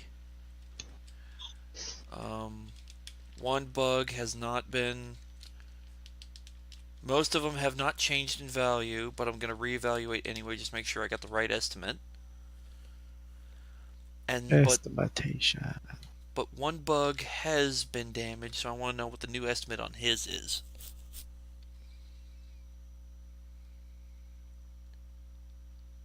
If your estimate's right, you are. Oh, that one's worth about 90. That's about the same. That one's smaller, so it's worth about half, probably about 50, 60 range. That one's worth about the same. That's been heavily damaged, probably because it was a larger bug, badly injured. Add in the 16. You think you're setting somewhere between 1,950 to 2,000. So you're still over. I told you one more gem. So it looks like you're over maybe 50 to 100. If your estimation's right. Although you're a lot closer, numbers look a lot better than what you thought. Because that high check. So, But based yeah. off that estimate, Michael, if I break one gem and do minimal damage to the carapace on the next one, will that put me almost exactly what I need? Considering damage in the carapace affects it by about 5 to 10 gold, and destroying a gem would drop by 100, considering that you're either at 1950 to 2000, that would drop you to 1840, 45, or 19 minus the 5 to 10 would put you at like 1890, 95. So 1840 to 1890? Pretty much. So ideally destroying one should put you under the mark if you're going for 19. Price is Right rules, man. Yeah. Definitely. You have to be under the number. And a guy Exactly walks right. into the room and says $1 above you and wins. Son of a bitch. I bet $18.99. Damn it, Because it's Killian! not going over. And one copper piece. You asshole. Doesn't count because he specified only gold.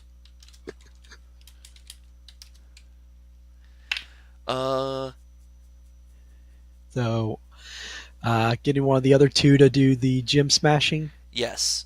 Smash it on the 3. The one that's got 3 left. Me? Thank God the bear's so well behaved. Otherwise, you'd be turning around. If it was like 42 or someone, they'd have one of the bugs There you halfway go. down their throat. Not wrong. Yeah. Not wrong. Be like, 22 but should 42, destroy the it. bug's a higher CR than you. How did you? Crunch, crunch, crunch, crunch, crunch. Oh, come on, man. Alright, so I rolled it for you already. thank you. There we go. And So I will that reduces it using care. And old man looks at you as you are now at 3.5 minutes. Just sort of like just sort of shrugs a little bit while looking over at you.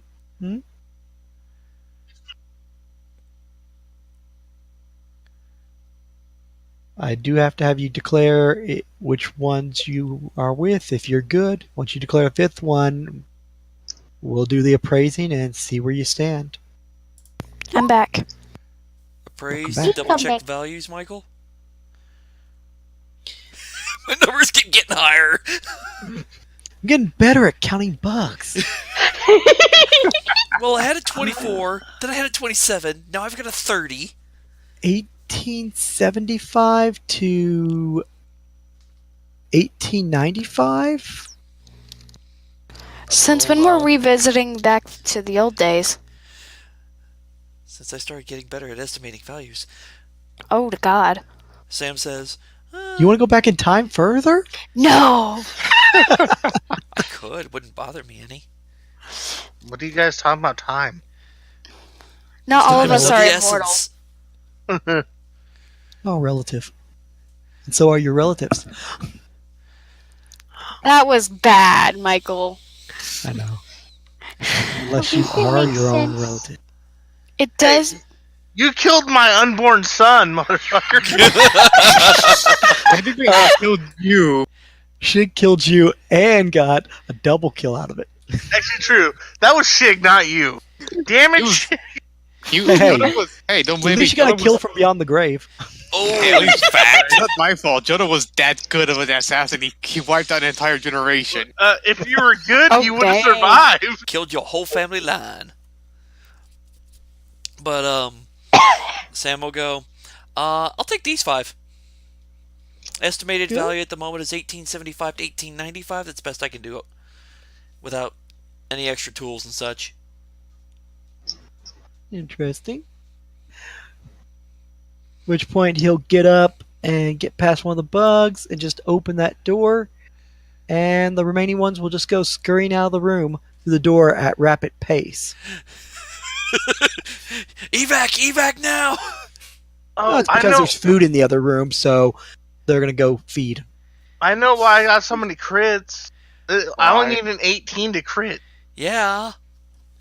Welcome to Scimitar. Yeah. Now it gets Welcome to scary OP. when you do Falchion because it's the same crit range but does more damage. Then he'll Wait. close the door and come And it's a over, two-handed. and he will evaluate them. Move out of the way. Why didn't I buy one of those? Because Druid is not proficient with Falchion. Ah, can I get proficient? Takes a feat. As a feat, yeah. Ah. Oh, I'm not gonna use a feat on that though. I got other things to use feats on. Exactly. All right. Especially Okay. when I just go into form eventually, anyways. Not bad. 1880 it looks like. Without throwing it under the microscope. 1880.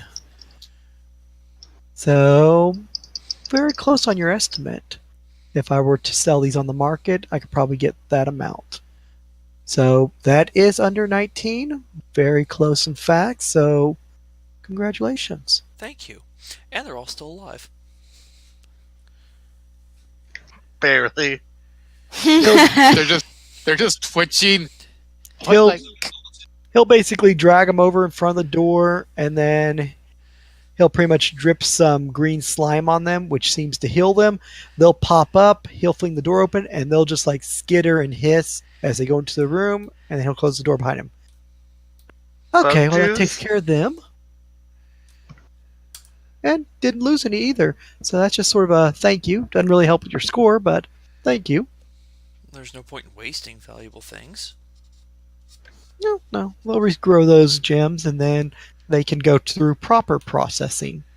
By that I mean, of course, death and then market. But we'll get full value at that point. Aye. What's Do the feel next free to play? take a seat again now that the bugs are gone. Careful you don't step anything left behind. Wait, if the gems are worth 100 and they can regrow said gems, you got infinite money supply right there. No, it doesn't Well, work you have to that way. kill them to harvest. Oh, got it. You try to take it from a live one, and they just crumble to black ash. Got you. Never That's mind. what breeding is for. Exactly. Exactly. Or, hey, They're same farming example applies. They farm the things. Free money. Had them brought in and purchased from market in a different region of desert area, and then slowly grew them, and now basically just sort of breed them, and yeah, infinite money. Slow process, but It no one's going to worked. complain. And they can sell them to maybe even one or two wizards who want to have it as a familiar, so they can get a extra 0-level spell-like ability at will as improved familiar for status of having this fancy gem encrusted bug. Smart monies. Which point you take seats, and he then goes, "All right, well, that one's done and passed cleanly." Delicate hands sometimes are best needed for handling traps, other types of booby traps, special negotiations, especially when tack is involved. And any other situations where it could involve valuable but fragile items. Indeed. So, shall we move on to the third part of the third exam? Yes. Yeah, I'm back. But I'm listening. Very well. This one should be simple for you. At which point he pulls out sack from underneath the table as he dusts it off and puts it up there, and he pulls out a small length of rope. He pulls out a dagger. He pulls out a small thing of coins, pulls out a water skin, and then a small little pouch that has some trail rations in it. Rope, dagger, coins, trail rations. What was the other thing, Michael? Water skin, Okay. 5 items, correct? 5 items. Okay. At which point he then takes the sack and just drops it underneath the chair. So, before you, 5 simple, what could be referred to as everyday items for travel purposes. A little bit of coin to pay tolls, room to rest, additional rations, whatever else you might need to take care of, maybe even to buy something you need and trade. A little bit of rope, obviously not a full length of rope because, well, that takes. So this represents a lot more.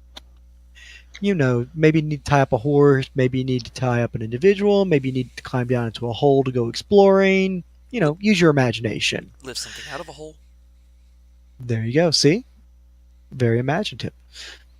And then, of course, small pouch full of rations. Obviously, traveling, you need food.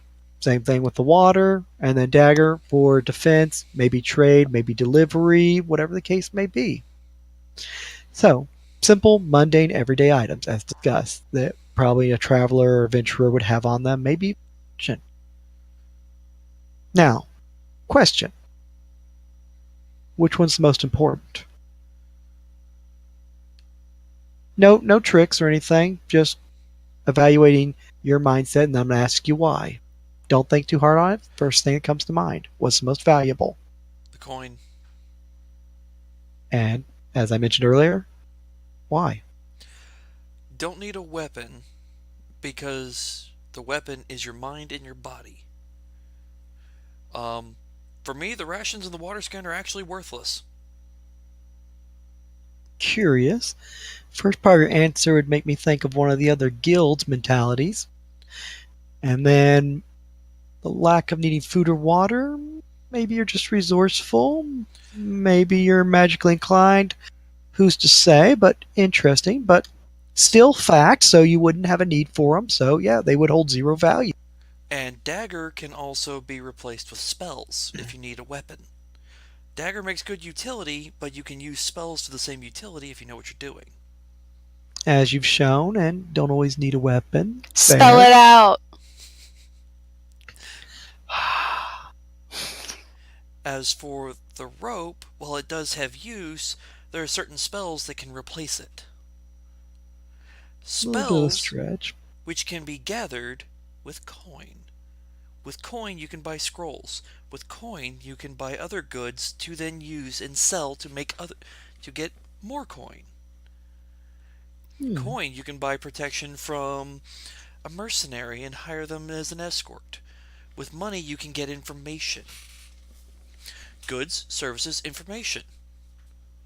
Very much a merchant's mentality. Okay. The other thing is for a crafter, coin will buy you the materials you need to make what you need. All right. And moving along, at which point he'll reach back into the sack, pick it up, put it on the table. He'll take the dagger away. And he'll take the food and water away. I believe these kind of fall into the lines of the items you needed the least. At which point he'll reach in and pull out a very fancy looking piece of parchment paper with a seal on it, set it on the table. He'll reach in, pull out an old, small chest that would basically fit in the palm of your hand, all dusty and dirty looking, almost like a little model, or like a very fancy decorative jewelry box which has fallen to dilapidation. And then he'll reach in and pull out a potion. which says drink me on one side, and then on the other side, as it rolls, healing. And then he'll put the sack on the ground. So, in regards to your travels, you have an injured companion, let's say Ash, from your previous adventures, and you have Brenham, who is interested in wealth of what you've recovered. You have these items left over from your job. Let's say the box is what you recovered, the potion, which obviously is self-explanatory as he holds it up and rotates it, and then you have the other item, document.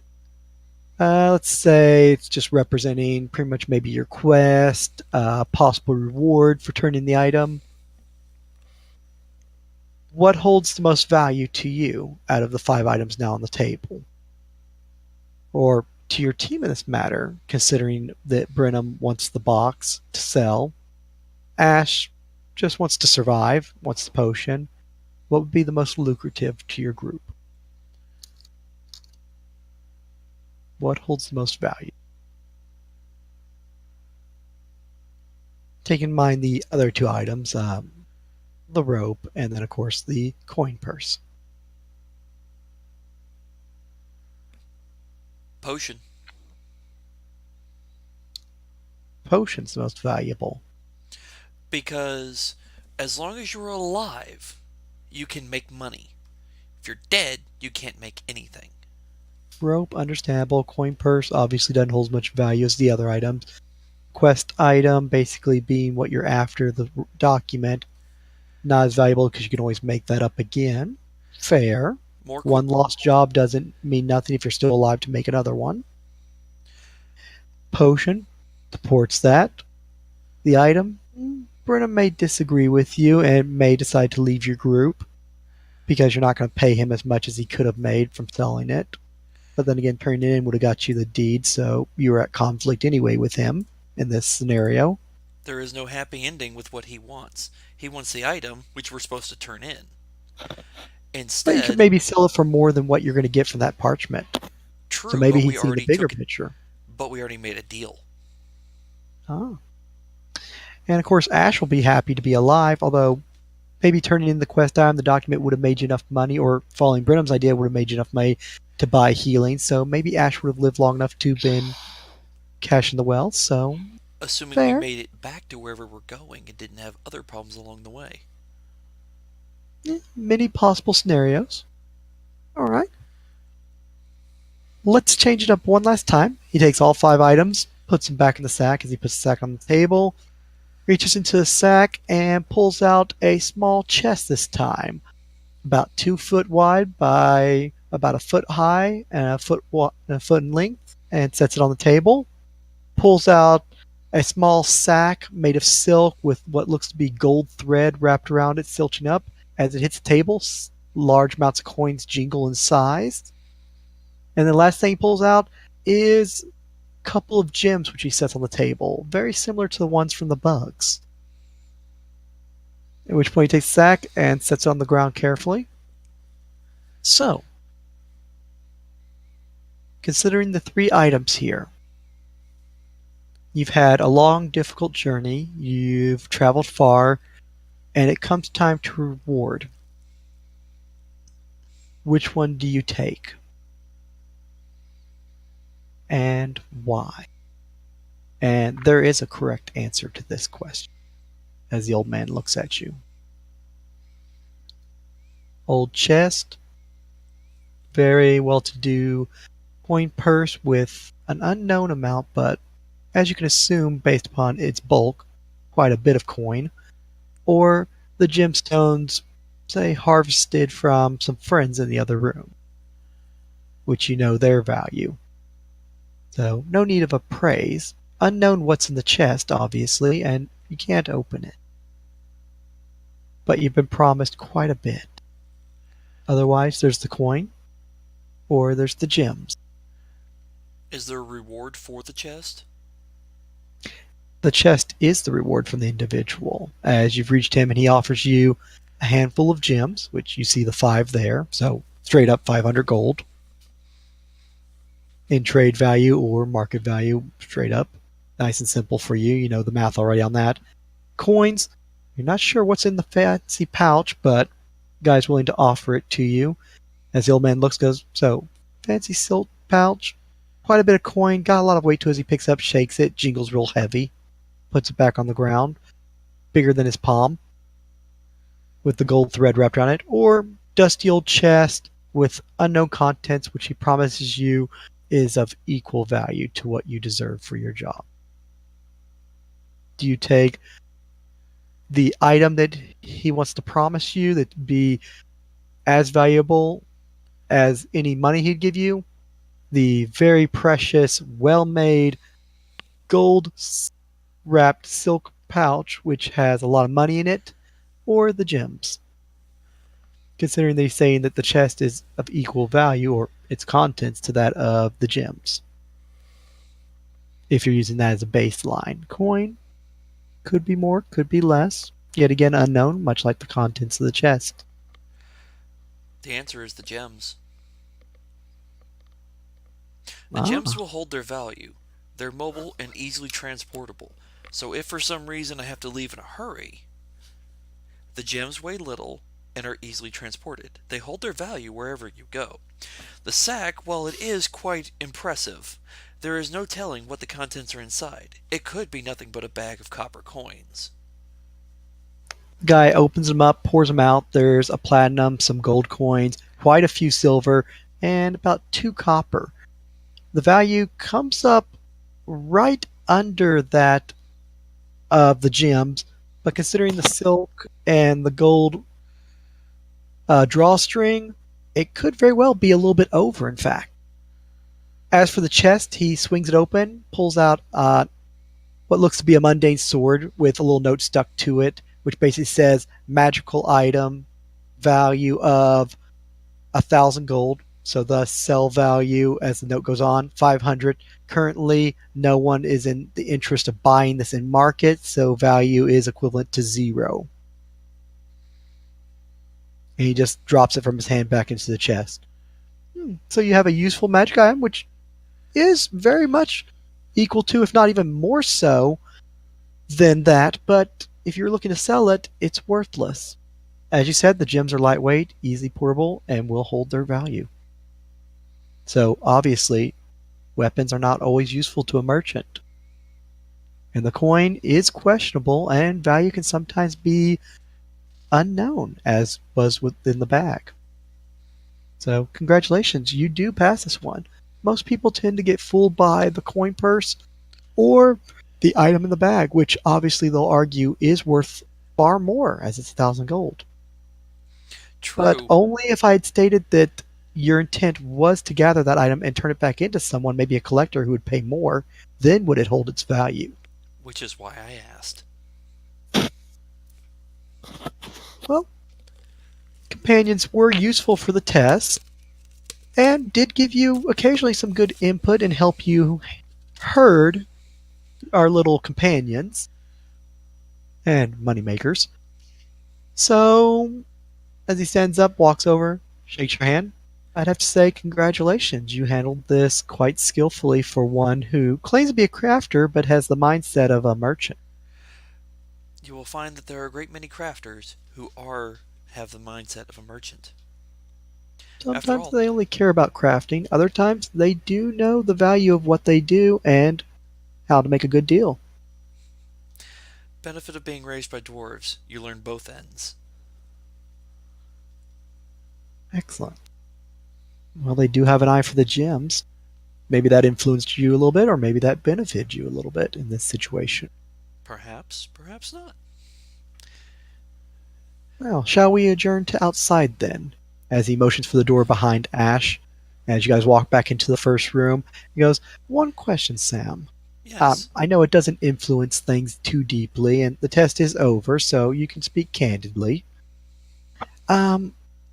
I heard that you had a run-in with a green sort of fellow in one of the shopping areas, and some of the people in the guild may be a little concerned about that fact. Green I just simply take it with everything else in passing. But considering that you're with us and not pursuing that in any length, I know where your loyalties lie. Add a character, Michael Greenfellow. That was the guy who came to collect the sword. Yeah. Apparently they've heard about that too. And he's a little curious, like, I know that's not where your interest was, because otherwise you would have brushed us off. But still, curiosity, inquiring minds want to know. Some of the guild is a little suspicious, but the old man apparently does not seem to care. He's like, hey, you went through with the test, you're here, you're not over there basically trying to hobnob with them. I found something of interest to them and traded it. You really do have the mind of a merchant. Hopefully you got something good for it, although I say that in a little bit of jest, as whatever they give you surely isn't lacking. It was indeed worth it. Good. At which point you guys reach the front door, and he reaches over, shakes Brenham's hand. Pleasure meeting you, Brenham. You too as well. You have a very well-behaved bear, which is probably in best interest considering town. You don't want him stirring up too much trouble for you. No, he's fine. I think it's more of the bear prevents trouble from finding Bremen. That could be seen that way. Not many people are going to take on an owner of, say, a bear versus that of a cat or dog. I don't know. He's So far, nobody's well-behaved. messed with me when I have my dog around me either. Very impressive Bear sounding noises. dog. Should we start like renting the dog out or something? No, because in between us, it's like they assume that it's my dog, and they're going to assume it's your dog. Maybe we should like start some sort of arrangement. Can I get them at least on like Mondays and Tuesdays? Oh my god. Sure, you can have Seven. Monday, Tuesday. I'll have the rest of the week. Oh my god. Is Seven suddenly the child of the divorced parent? Although Seven Only might if be the a two of little them tired break come up. Monday. Seven will have to start keeping a secret identity. Blackford Seven when he's traveling with Sam, and then basically like spotted for different dog shape when traveling with Stella. Stella. But then what happens when Sam and Istella are together? Uh-oh. Yin yang. Totally different dog. Totally different. Turns into a husky. Call it good. Keep people You know, guessing. white and black works out perfect. So My which part- my personal favorite like husky fur tones is like the brown and white. That one's always really pretty. I like full white, but they're expensive. Yeah. And Well, then yay. getting back to game, the guy will then shake Ash's hand, say, "Been a pleasure meeting you." Interesting Pleasure's all little mine. gem you have on your hand there. It's gonna sound weird. It's more of a birthmark than a gem. To each their own. And then he goes back over and shakes Sam's hand again. Pleasure. I will have an individual dispatched to you later in the evening to give you information. No need to come to the guild house. Just be a simple rundown list, and the individual will go over with you at your residence. I assume you're still staying at your current location? Indeed, I am. Good. Then it will not be hard for them to find you over there. Not at all. I will be running some errands in town, but then I will be retiring to there and awaiting the individual. Well, excellent then. Well, as always, a pleasure. Have a good day. I look forward to seeing, well, you for sure, Sam. I'm not sure about your compatriots in the near future. Thank you for your time, sir. No problem. Just something I do in my free time. A little recruitment work. At which point he'll turn, walk back into the shop, and close the door. After, of course, since you already gave him the key and everything. Because he and- asked for it in the beginning, otherwise she'd never turned it over. I was like, I think about it. It's like, yeah, you already got it, yeah. It's like, after he asked for the key, it's like, wait, got it. And you are free to go in the market. As you guys are barely into afternoon time. While you plan on what you're going to do, I'm jumping back over to the other two who have been going on a stroll for about a good 15 minutes now. And take us back over to the general map. The general map. Oop, I gotta zoom out. Welcome to Ebunstalt. Ebunstalt. Yes. If you put an accent on it, it's Ebunstalt. I don't think we're doing the accent though. I don't know if Seven would be walking at this point. He was cooped up in an area for far too long, and so he would be Frolicking? essentially frolicking around again. Jumping, prancing, hopping. Like a wild dog. Like a dog that wants you to throw a stick or something or play with you. Except Seven will play stick with a person's severed foot. That goes without saying. arm. Arm throws better.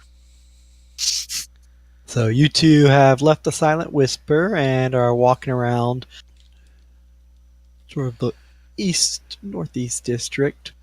That little block there. What do you do? Just getting out for some fresh air for now? Honestly, with Seven's frolicking, he would have started heading his way over towards where fucking Sam is, so they could wait. So heading back over, make your way to the northern half of the bazaar where the large fountain statues are. So snaking on through the district. Are you going to be walking all the way, or are you going to have Estella give the doggy a train ride again? Walking because he needs the exercise. And he doesn't want to be cooped up in the damn train. Well, the train ride takes a few minutes. The Well- walking takes a few hours. Adam, can you read general? Looking at general. I don't want. let Yeah, them you do what they're can. doing. That's a Size thing. large, your size We'll medium. take the train. Nice. I assume once you're out of the train, you just bolt out like a speeding bull. Damn straight. All right, you will wait for the train. Takes a few moments as it comes around, and then the ticket master will ask 2 tickets of Estella. That'll be 4 silver, please. Haha. She pays the man. Yes, I shall pay the man because I am too lazy. And But then I want to go to the market to go grab potions of hide from undead. Weirdo. Are you going to be buying Out them of character. for everyone, or are they essentially just going to be for you? Yes, as she Well, normally we says. don't have. Yeah, yes. I'll give them out if needed, but I think it would be wise if we did spend at least a couple gold on them. I mean, I think Sam was gonna get a bunch of them for free from the guy. one each.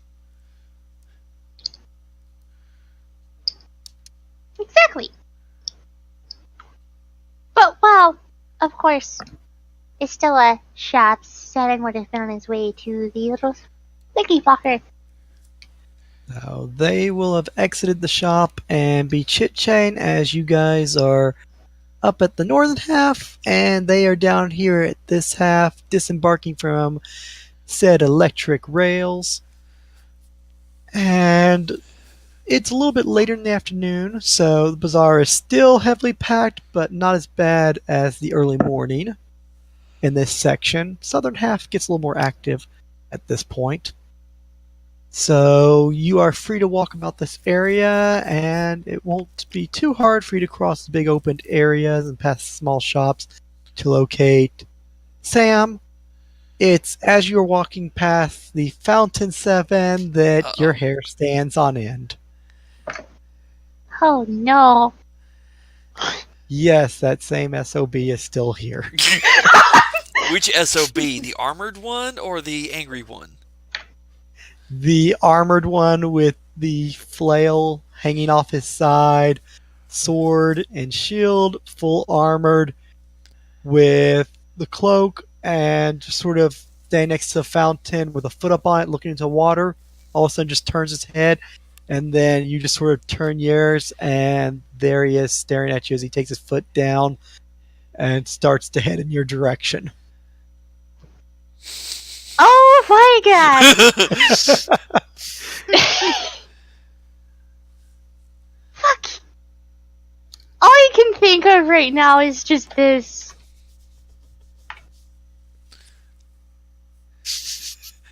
The Terminator thingy.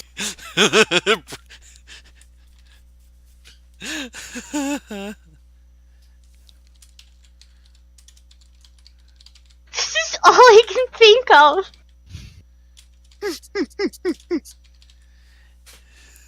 What? Amaterasu. Oh. That was a great game. It was a good game. I just looked at it at a glance, and all I can see is flaming dog with a landmine on its back, and I'm like, what? Oh! Alchemy's fucking attack stance. Oh. It's the god of the sun. Come on, Adam.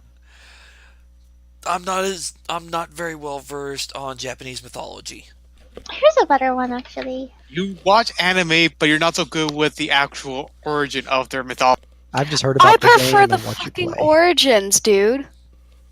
That's saying something. I studied. It's been 15 years since I studied mythology of any kind. So, Seven's Never ears are going to stops pin back against his head, and he's going to make a wide arc around the fountain, doing a little prance. Oh look, it's Seven, the show dog.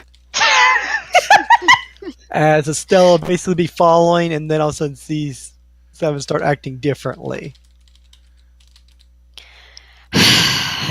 Do I have to change my form? You can roll a spot check to notice what Seven's looking at, although it won't be that hard, as basically almost pointer dog staring it down.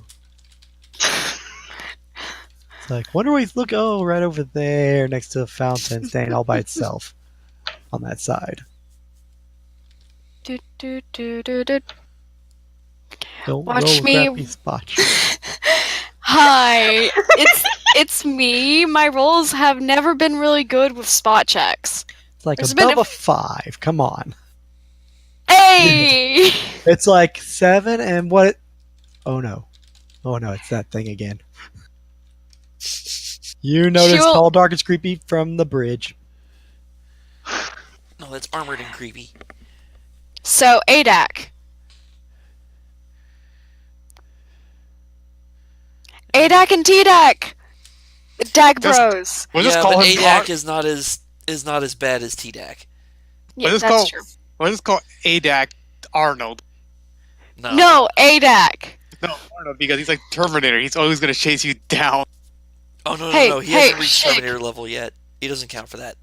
ADAC. Okay, So- it's just ADAC. Michael, Yes.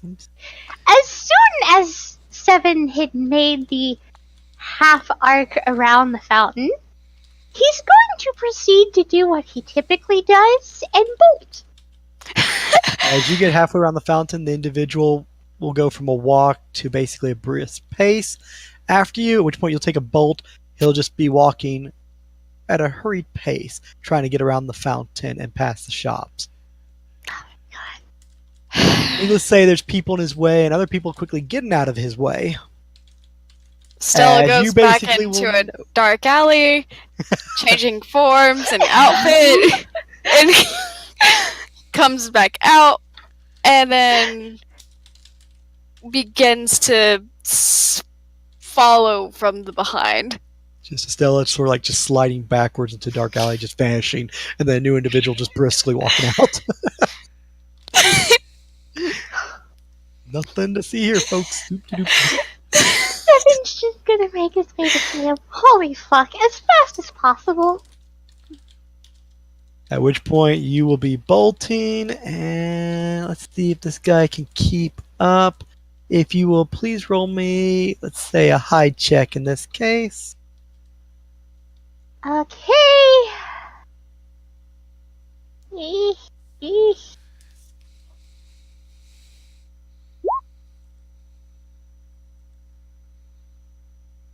Considering your size and everything else, looks like he's still able to keep his eyes on you and doesn't get too distracted, despite me adding penalties to that roll. I rolled shit. Oh, I was gonna say, did he roll that fucking good or did you roll that fucking bad?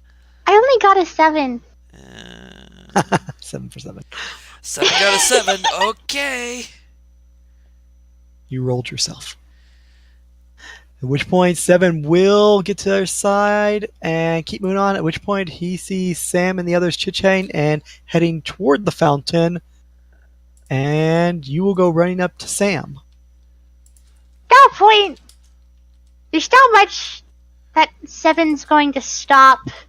In fact, it's going to kind of slightly be him tackling her lower half as he just tries to hide behind her as best as possible. Sam C7. Hey, oof! Pretty much. Pretty much there's Brenham and the bear and Ash and Kabu all there. At which point, big dog comes right up. Oh, there's Sam. Boof. Right into Sam. Oh, your dog's back. Oh. Just pulls 7 up and looks at 7 and is like, either you missed me or you're in a hurry. Which one is it? He's just gonna whine twice. Is that normal for your dog? I'm gonna make a spot check, Michael, to find out. I was about to ask for a spot check from you and from Istella. Because she slipped the towel away, so now she's got to look past the crowd. She got a general idea where she's going. Oh, Sam, no. Holy shit, spot check. This is par for the fucking course. It's like right as you look up, someone like a wagon like pulls in front of him, and you look back down. Huh? Nothing there. It's like what's wrong? Wagon then pulls away, and then he starts walking again. At which point Sam's already looked away, so she doesn't see him. Sam just looks at 7 and is like, I'm not Estella sees him and the wagon carrying cargo stop in front of him for a second, then pull on, and then you see him, and past him you see 7, Sam, the bear, that guy with the bear, Brenham, Ash with the probably little bug that he talks to on his hand, and the guy's heading right for him. It looks like Sam doesn't have a clue what's going on. Great, now I have to do something about this shit. Alright, I need to take a look at my He's gonna stuff. hop down, and he's gonna, like, put his side against her leg and protectively get in front of her, kind of in a combat stance. So, at this moment, Stella will, like, walk up in front of him. Hi, sir, would you like to buy some rope? Just enough rope to hang yourself with? Well, I mean, she does have an option. 1, help you guys out. 2, get to you guys hopefully quicker than he can. Or 3, as 7's kind of told her, it's not your business, don't get involved. So she could just walk away. True. But Be like, Estella's not my problem. meddlesome. I'll be at the ship. Hopefully they show up. Stella's meddlesome and is trying to delay.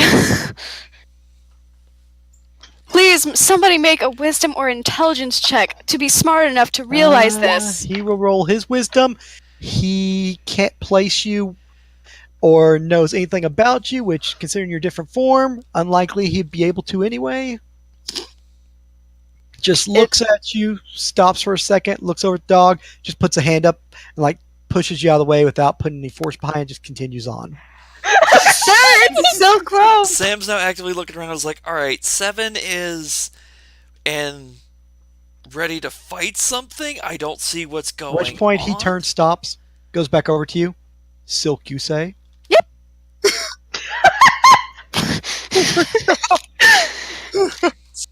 At what point he will reach down into a coin purse.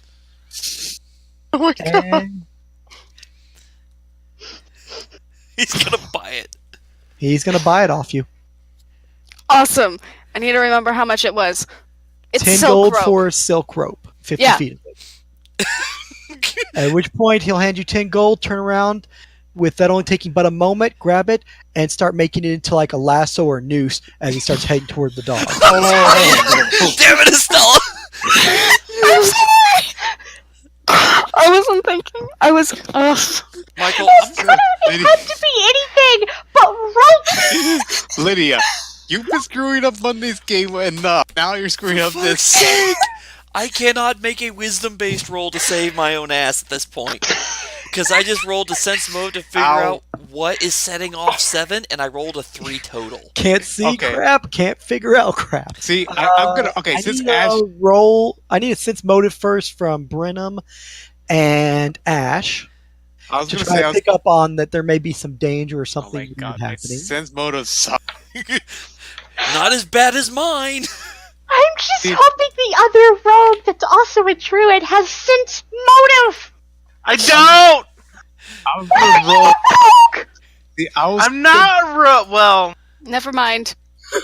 technically a rogue, not a rogue. Brenham thinks the dog's acting a little strange and that it's a little weird, but it could just be eager to see its master. Ash, which you guys needed a 10.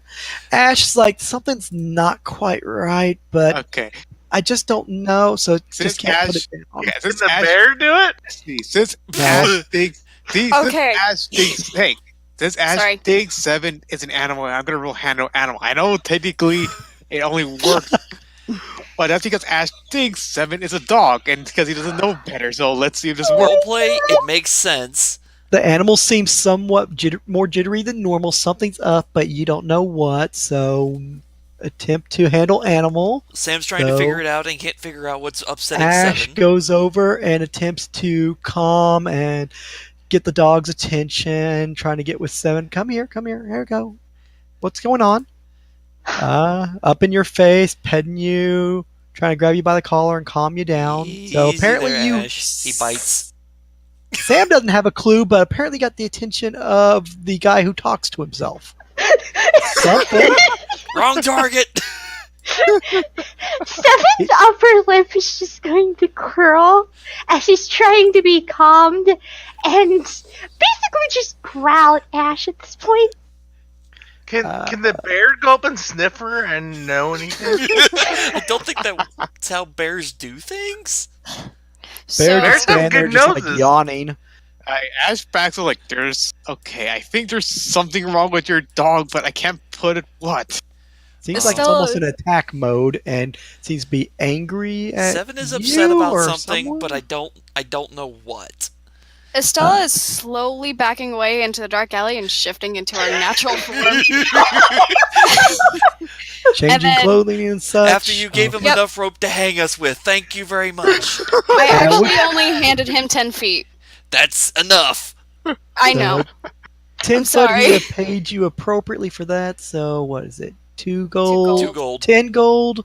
So 10, so 10 feet out of that, so Fifth, yeah. it would be 2 gold. So 2 gold worth. At which point, I need a spot check from 7 and everyone else. Let's see if I Everyone fuck else this will one be up. taking penalties, Hey! but I got above a except 10. for 7.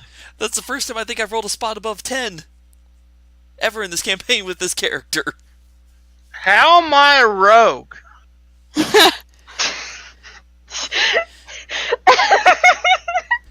Trust me, I'm more druid than rogue. But 7 definitely knows what's going on, and yeah, he's gotten a lot closer now. He's like 50 feet away and coming.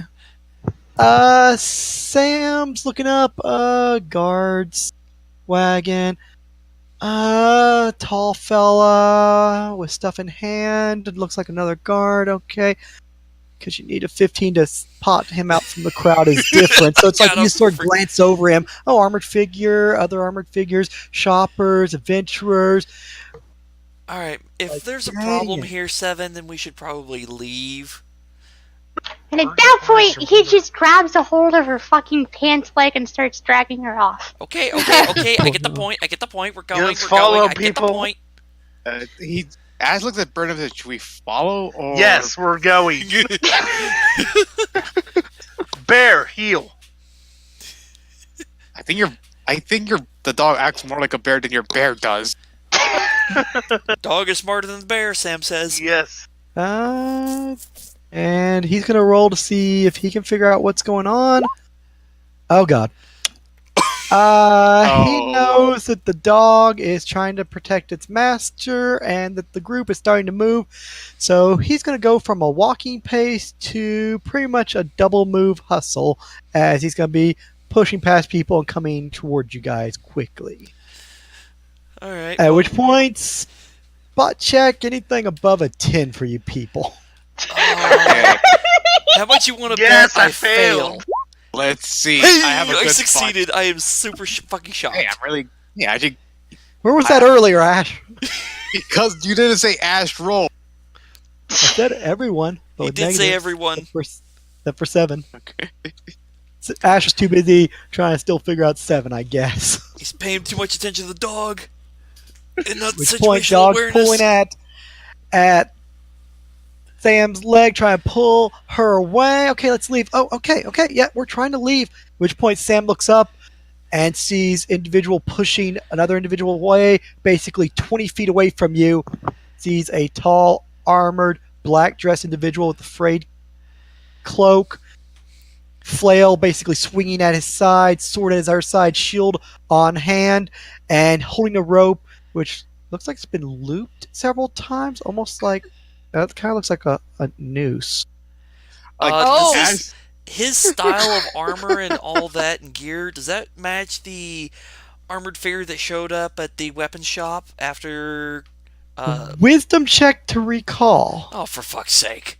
It shouldn't be too hard because you did have a close encounter with him. Ash just looks at it like, I think I know what Seven's afraid of. Wisdom check. That is the same guy, and with Ash's spot check, you notice also on his armor as he's walking, underneath you see a little pin on his shirt, and you make it out to have special markings on it, which that looks like one of the guilds that you've heard of in this city. They're pretty important individuals, and he's coming your way quickly. Oh, why this guy again, is what Sam says. What did you do? Nothing to him! And slowly goes to the group. Would I have overheard Sam saying that? Yeah, you would You have. would definitely be hearing this conversation as Istella Hey, has changed and is coming out around the corner and sees the guy basically What do you mean by barreling this down guy? on top of him. I can distract him more since he has no idea who I am. That won't work. He's already seen you. No. I met him at a shop, and why he's intent upon us this way, I have no freaking clue. So me Then distracting him won't help you guys. Probably Then Ash not. was just. Might cause Then Ash was just scream out, "Bob, do something!" I'm just kidding. Similar name, same pronunciation. Damn it, Carl. Boop. Oh. Well, I tried. With the wrong object! Yeah. You realize that now. Yeah. This is why you carry like a pot with you. Sam's just gonna stop because it's like running away from this guy isn't going to do jack shit. Just gonna plant her feet and face him and just stand there, arms crossed, looking at him. Seven's gonna hide behind Sam because that's a fucking noose. At which point the individual will slow down as he sees you're not trying to move away, and will proceed up as he's standing 5 feet from you. Looks down at the animal, 7. Looks up at Sam as if he's recalling, alright, I did see both of you at the shop. As if like a light bulb goes off in his head. Sam looks at him. Is there a problem? She He says just with then- like a raised eyebrow. He then looks over at Brenham, the bear, starts drifting to the other side, looks over at Ash, looking over at your equipment, the individuals, which point Estella slowly getting closer as Blending she's with the 100 crowd. feet away and proceeding up. Blending with the crowd. Then looks back at The bear would be Sam. side by side with Sam, and I'd be behind the bear.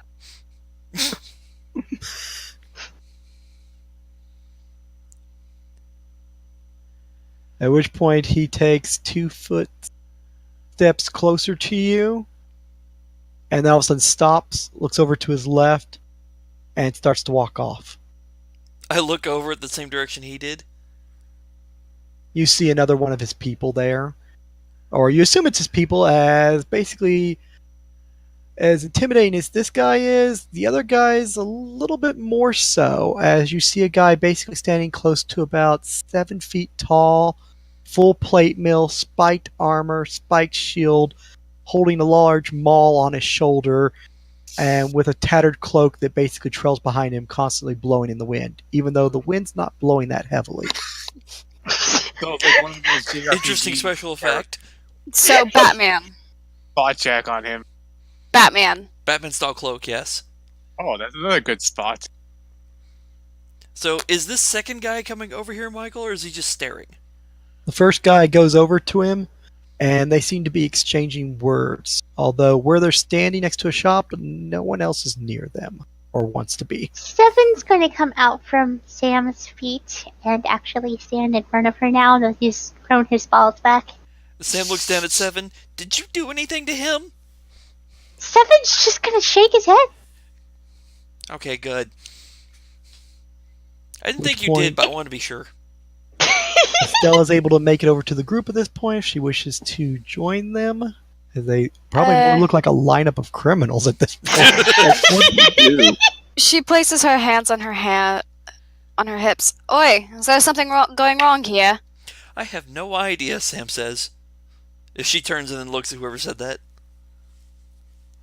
Sir, what's your problem? Oh, wait, you went up to them, or who? Yes. Oh. Oh. She walked up to the two of them. Ooh. Wow. Oh. You ballsy No, girl. like, standing in between. Oh, no, The they're guy just walked off to the over side talking to each other. To another one of the Dread Whispers. Oh. An Hey, even more if that's- intimidating guy. He literally was about to go up to Oh, no, she was going Sam and towards the say group. something. I'm sorry, and he I got turned and walked confused. I thought the dude was up with the group. He No. was, except for moments ago when you were 100 feet away. He literally was 5 Oh. feet away. He then took 2 steps forward, then all of a sudden stopped, turned, saw one of his other people, and walked over to them. And now the two of them are conversing no more than 50 feet away from the party, and they just seem to be talking alone quietly at the moment. Although that gives you time to either walk over to them, walk away, or walk over to the group. In the 2 rounds of their conversation. I don't understand what's going on here. That is with the party. Yes. Met the shorter of the two at a shop. Sam stops and thinks, this morning? I think it was this morning. Yeah, this morning. And didn't say anything. Didn't do anything. He just stepped in the shop, looked around, and stepped out. And now it seems like he's got something to say, although I don't know what, because he still hasn't said anything. Do you know him? No, I do not know him. Okay. Hey, Michael, Neither do I. Yes. I have a spell called Detect Magic. Can I use it on them? You can. They Well, are they- 50 feet away from you, so they're within 60 foot of the ability. Will they know that I casted it? If they're paying attention to you, they may notice what you cast. I'll discuss with the group. Hey, guys, should I detect magic on them? For what No. reason? No, because I can pretty much Don't- tell you, yes, they have magic items. It's pretty obvious that they have some sort of magic. There's no way a cloak can just just float in the wind like Well, I that. get that, but I'd like to know how he did that personally. I think it's mostly for an aesthetic, though. Might I be want to some know sort what of they're illusion. using, though. We're not. Don't be a daft fool. I'll be honest, from what I understand, their style isn't magic, it's simple beatdown. Okay, I won't use it. Not to mention Good the boy. fact, they're strong. They can two of them will probably take all of us. At which point, the one smaller guy is with the noose in hand, pointing over toward you guys, and the bigger one just sort of looks over him at the group, then looks back down. They seem to be holding conversation. It's at that time the bigger one's cloak basically just falls to the ground, and the big guy starts walking with the cloak basically crawling beside him on the ground. Sam just goes, Wait. okay, that's different. Agreed. Michael, would that be Knowledge Arcana or what to try to figure that out? Dungeoneering. Dungeoneering. Dude, it's the cloak from that one movie. I'm just wondering if it's a cloaker, although I doubt it. I'm not trained in it, but that's an 18. Oh, I'm not playing my bard. I don't have knowledges.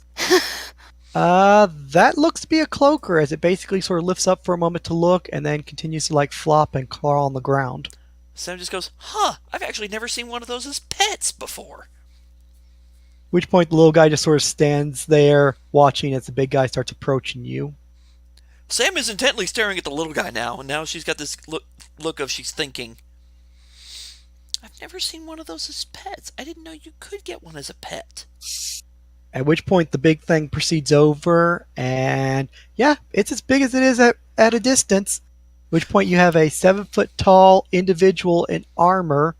His skin seems to be almost like marble, Oh! and he's looking down at you guys, holding that big hammer. Sam At looks which at him, point the cloak basically just sort of like crawls up beside him and just sort of like puts a wing on his leg. I'm curious, how did you tame this? Sam says to him. The individual just stands there. At which point the cloak like slaps at the leg, and the individual just takes the big maul and slams it against the ground. Dude, we don't want to fight Thor. And he just stands at attention looking at you. At which point the cloaker just rears up, and then all of a sudden, with a muttering of words, reverts back into a humanoid form. Oh. At which point you see an old man with a white beard and goatee, or mustache and goatee, standing there in red clothing, appropriate for a merchant, Oh, so you're with not a robes cloaker. over it, holding a staff. You remind me of an ancient hero known as the Naya. Sam Always looks over- shifting their forms. I don't think I've ever So heard of this such is more of a wizard individual. doing polymorph, so gives you an idea. Sam looks back at the guy. I thought you were a cloaker, but you're not. I am a wizard. I serve the Dread Whispers. And my associate over there seems slightly bothered that the dog may be up to ill intent. Are they the Avengers? No. Sam then looks at Seven. I was like, are you causing trouble again? Seven's just going to whimper and shake his head.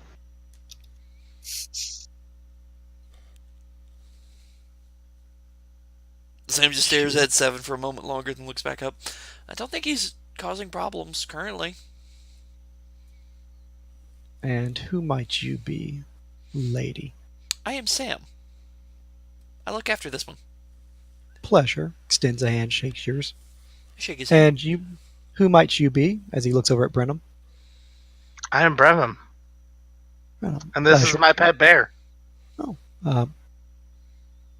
Thankfully, you don't really require a license for that. And then just turns over and walks on down. And you might be, sir? I'm Seems like Ash. Ash. Ash, pleasure. Nice to meet you. Welcome to the city. Shakes your hand. Pleasure to have all of you here. Do feel free to take the sights in and everything. Know that the city is well protected and that you are safe. And walks over and looks over at Stella, just sort of stares her down. So you must be the new recruit. Yo. Uh-huh. Umbral Hood, I take it. Estella? Is there a problem, sir? No, I was honestly expecting something worse.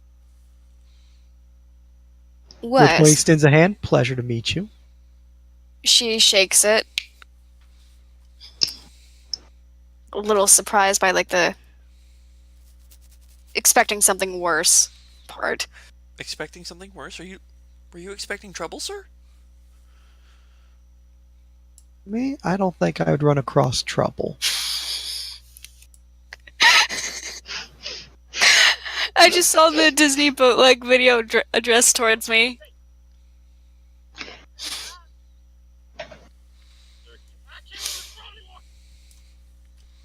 If I think everything is fine here. My associate may just be being overcautious. It's Also, I possible. think he tends to like the dog. If he would, he probably would buy it from you. Flattered, but I'm sorry, the dog is not for sale. I wasn't asking, I was merely stating. That's between him and you. Fair. Told him if he's got a problem with it, he can take it up with you. If he plans on scaring the townsfolk any further, he can take it up with me over in the alley. Do apologize if he caused you any scare. That's not our intent. Most of the time. We keep the peace. And you don't appear to be troublemakers now, do you? As he gives a little smile. No, So everything is fine. I have no intention of causing problems. Well, do behave yourself and try to keep out of trouble. After all, don't need you knocking on any door of any green-wearing individual. We just sort of pats Sam on the shoulder, turns, and just gives a snap, goes, "Come on, we're leaving." At which point the big individual turns with grinding of stone and follows after.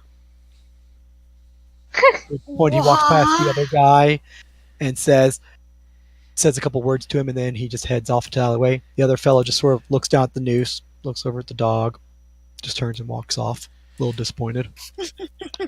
So in other The words, noose we've was been meant to be a collar?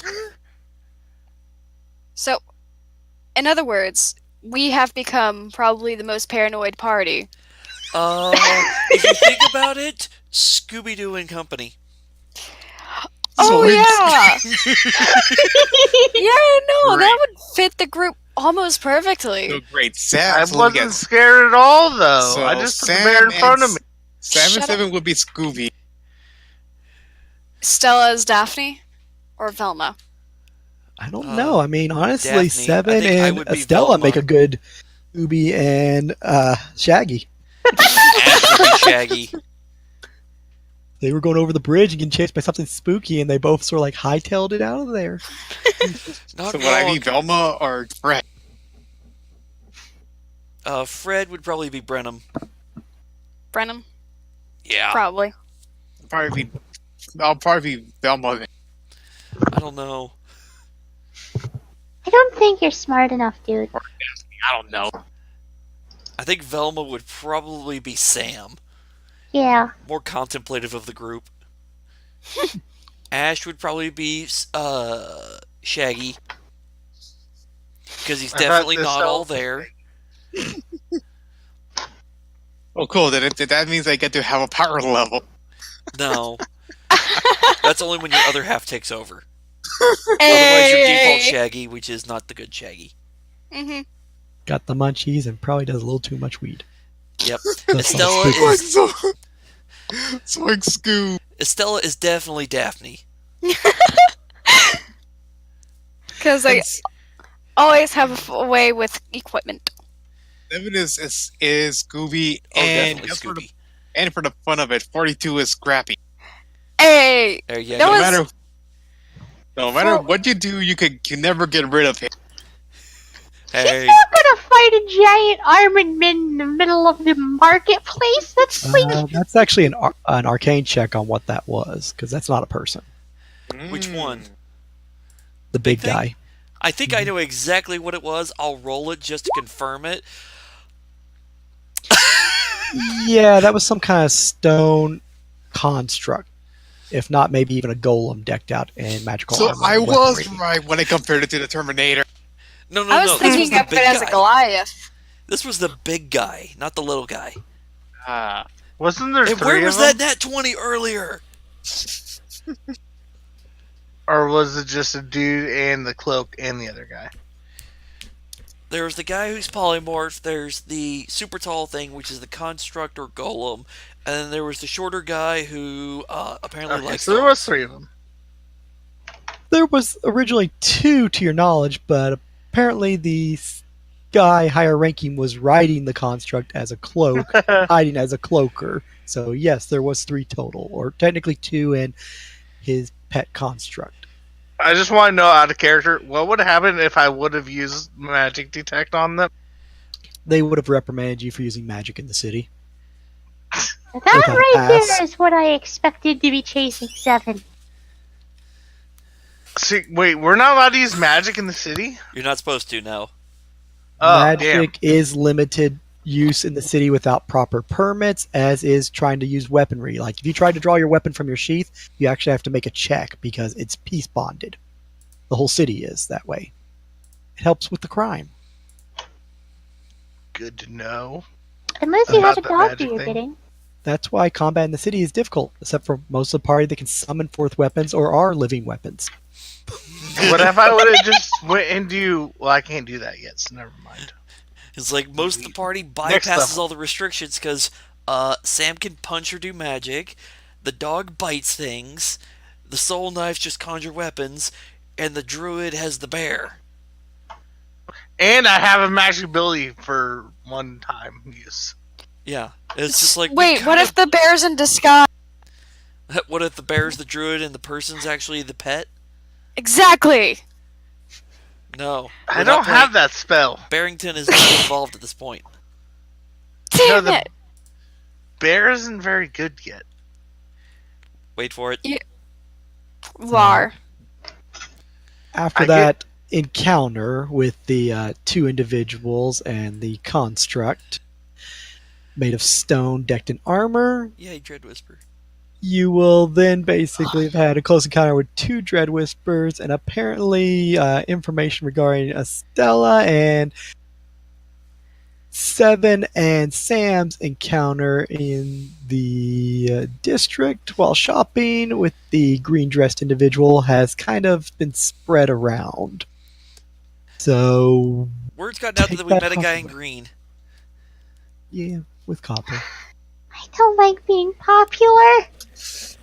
Too bad. You're a big, fluffy, like, boy. What do you expect? Here's my big With fluffy skulls. boy. Back off. And a spiked collar. The spiked collar being with skulls popular. hanging from it.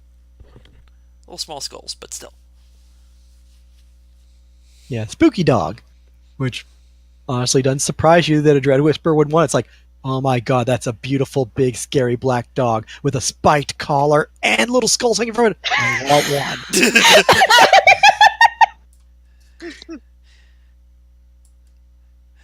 Makes sense. Which makes sense. The whole rope thing makes sense now. Can I buy him and tie this to him? And Have a collar for him? Improvised collar and leash? which means that the dog made more of an impression when he popped into the shop than Sam did. Ouch. As he almost didn't recognize, like, oh right, you were there too. Honestly, I'm fine with not having a large impression with Dread Whisper. So honestly, it's not that the Dread Whisper got some kind of like emergency alarm system when that guy showed up. It's he saw him leave the shop, popped in like, who else is in there? Oh, that's a beautiful dog. Then he saw you at the bridge and he started following after you. So this whole thing was misunderstanding. He actually loves dogs and wanted to come and like pet you or buy you. Misunderstanding / love at first sight. So it went from, so it's like, oh, Dread Whispers are scary and also kind of A creepy dog and lover. nice. Oh, he's a dog lover. Oh my god. Aren't you popular, Seven? So there's that little answer for you, so you don't have to have a heart attack now if you run into him again. Oh god. You are. Wait, does this mean Seven is just as popular with men as Estella? Oh my god. Not the same. I mean, does that mean Apparently they just Estella need to or be Tread Whispers. does that mean Seven could almost become a little mascot for Dread Whisper if he's not careful? I think they'd be a little hurt if they found out that he actually belongs to another guild individual and is actually registered with that guild. As pretty no. much a member, it'd be like. So yeah, there's that Umbral little Hood would be nightmarish fun. laughing. Turned out to be something harmless. Yeah. No, what I'm just thinking is just like if Umbral Hood found out, they would be laughing their asses off. Those that are in the know, maybe like Riggers. Oh yeah, Riggers would be laughing his ass off if he found out. And then he'd probably give you some creepy warning of like, if the guy actually finds out that you're not really a dog, he'll be very sad or very pissed and want to skin you alive. Oh god. Either way, Riggers would get a good laugh, and once a few other people find out, they'll probably be laughing their asses off as well. Or be pissed that, it's not really a dog, it's a person. Well, why the... Preferences. Well, no, that just means it is the ultimate fake out, and they'd probably give him a lot of respect for that. It means he Does that mean tricked... the Seven would get more respect than Istella currently? That's messed up. Not really, because that means Seven succeeded in faking out and tricking almost all of Umbral Hood. Shit. Will they be happy or will they be pissed off? More impressed, I'd bet. Well, anyway, moving back to in the game, as we have a little bit of time left True. with that little nightmare and now relief afterwards on the fact, the situation as Seven's able to process the whole thing and figure out what really is going on, what really happened. Probably want to kick himself for it. And everybody else is kind of like, that was weird. Estella's just running her hand through her she takes off her hat and runs her hand through her hair. It's like, Seven, you're not a cat. Oh, damn it. You might be able to make your deception with the others, but you can't do it with me. The point he just rolls his eyes. But you are probably second most popular person in the group. Seven, I was not expecting you to be this popular with Dread Whisper. He's just gonna shake his head at that and then rub it against Sam. It's honestly Well, quite cute. Kinda? But I'm not interested in sharing Seven with them, so no. Oh, right. Been meaning to ask. Because they assume that Seven is my dog. Should we set some sort of schedule or something? Just make it known that Seven is ours. All right. That's simple. Well, why is Seven with Estella? Why is it with Sam? It's theirs. Ding! Oh, so they work together? Yeah, that's why those two work together to accomplish everything. They might assume that we're the couple, actually. Sorry, he's cuter. I know! I'm not going to lie about that. But if they make the assumptions and assume wrong, that's their fault. Right? Isn't that how it goes? A former a captain once told me, assumptions make an ass out of you and me. But does it make So- an ass out of me if they're the ones completely in the wrong? Yes. That doesn't make any it's sense. It's Anyway, yeah. If y'all haven't already, we're going to need to do some shopping to make final preparations for the trip. Considering we'll all be shipping out probably tomorrow, I think we're shipping out tomorrow. We're shipping out At that tomorrow. point, Tyr comes walking up to you guys as you see an elf with a large brim hat, dressed in some dusty brown robes, and holding a lot of paperwork and books in his hand. Oh, there you all are. How wonderful. I take it, considering that you're not pouting, that you must have passed, Sam. I did. Congratulations. Although I have a question, why do you always carry them loose like that? It'd be easier if you bound them up somehow.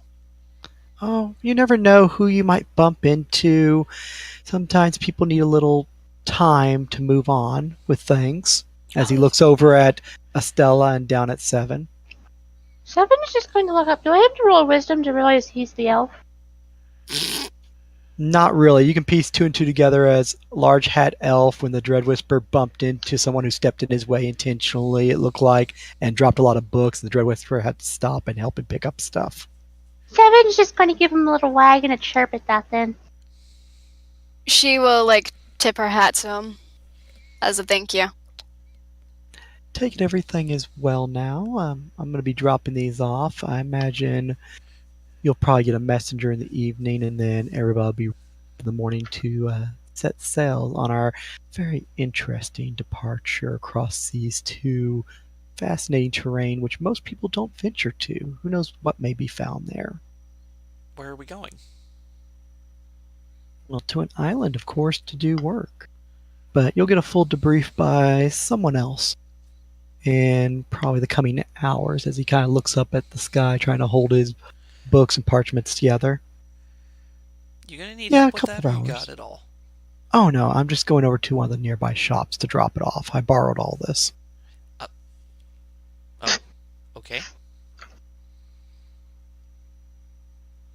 At which point he continues on, just gives you all a nod, and proceeds on past you and over to the next door over as he gives it a little kick, and the door opens up as an individual lets him in, and he goes on to dropping some of the books and items, and the guy helps pick him up as he continues on in. Strange, unusual. Sam turns back to the group. I would recommend doing some shopping and getting as much prep work as you can.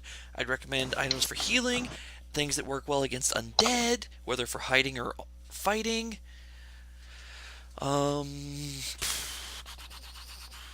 If you can, anything to resist poison or disease might be helpful.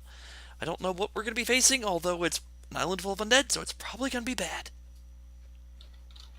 Usually is. Yeah. So my recommendation is get as much prep as done as you can and get the best gear you can.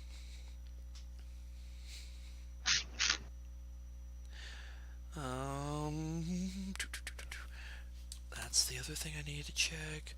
One moment, the player's having to check something because I'm gonna have to ask a question of a player. I want to make sure I'm reading this damn thing correctly, because it'll be a question for Bremen possibly, if I can remember how to spell. Nope. Damn it! Druids don't get either of these. So much for the easy. Let's see, if Druid can do it, this would be freaking easy. Nope, Druid can't do it. Son of a bitch.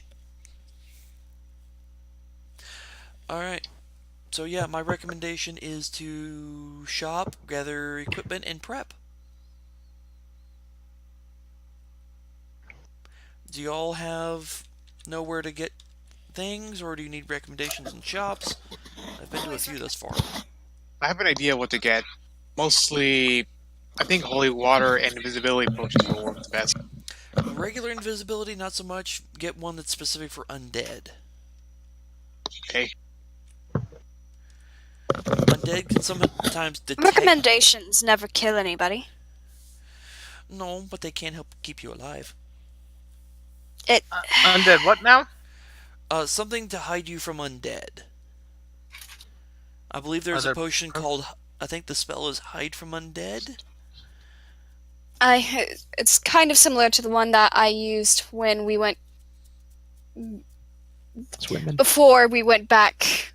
Oh, the underwater thing. I think that was a hide from animal thing you used, wasn't it? Based Yes. on what I saw? Yes, but I'm saying the similar, that's all. Yeah, hide from undead. Basically, undead won't be able to perceive you. That's a potion? Potion, scroll, your pick. If you can cast it, I'd pick up scrolls. If you don't have the ability to cast it, potions would be easier. Okay. Magic. We're going to be on it for a while, so also make sure you have food and water. Maybe some potions of healing or scrolls of healing if you can use the scroll. Maybe some antitoxins can also be good. Yes. Now, the one thing I don't know is how long we'll be on the island. Whether we're there a few hours, few days, Hopefully not longer than a week.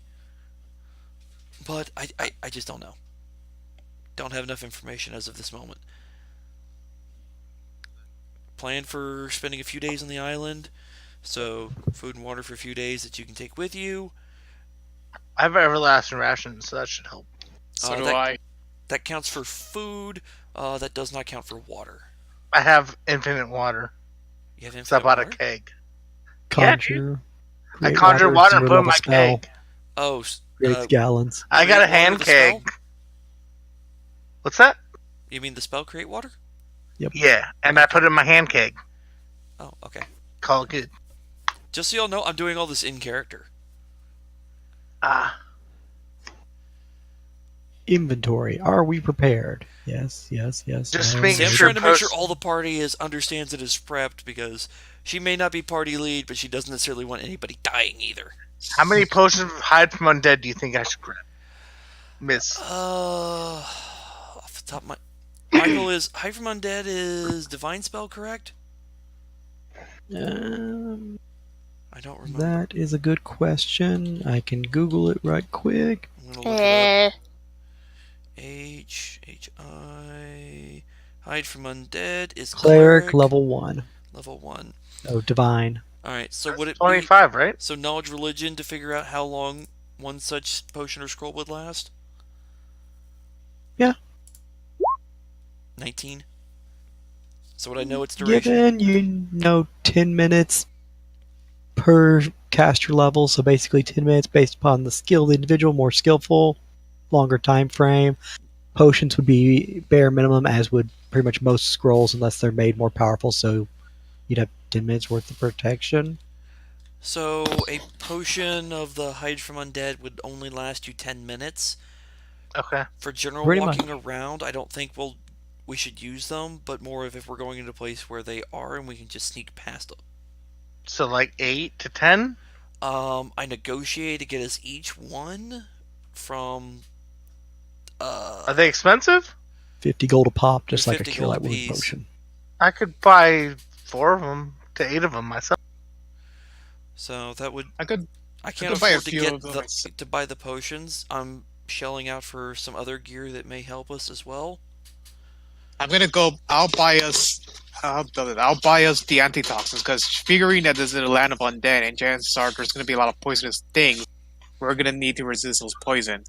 Correct. Those will. The antitoxin also has a duration, so we're going to have to plan out when we're going to use it.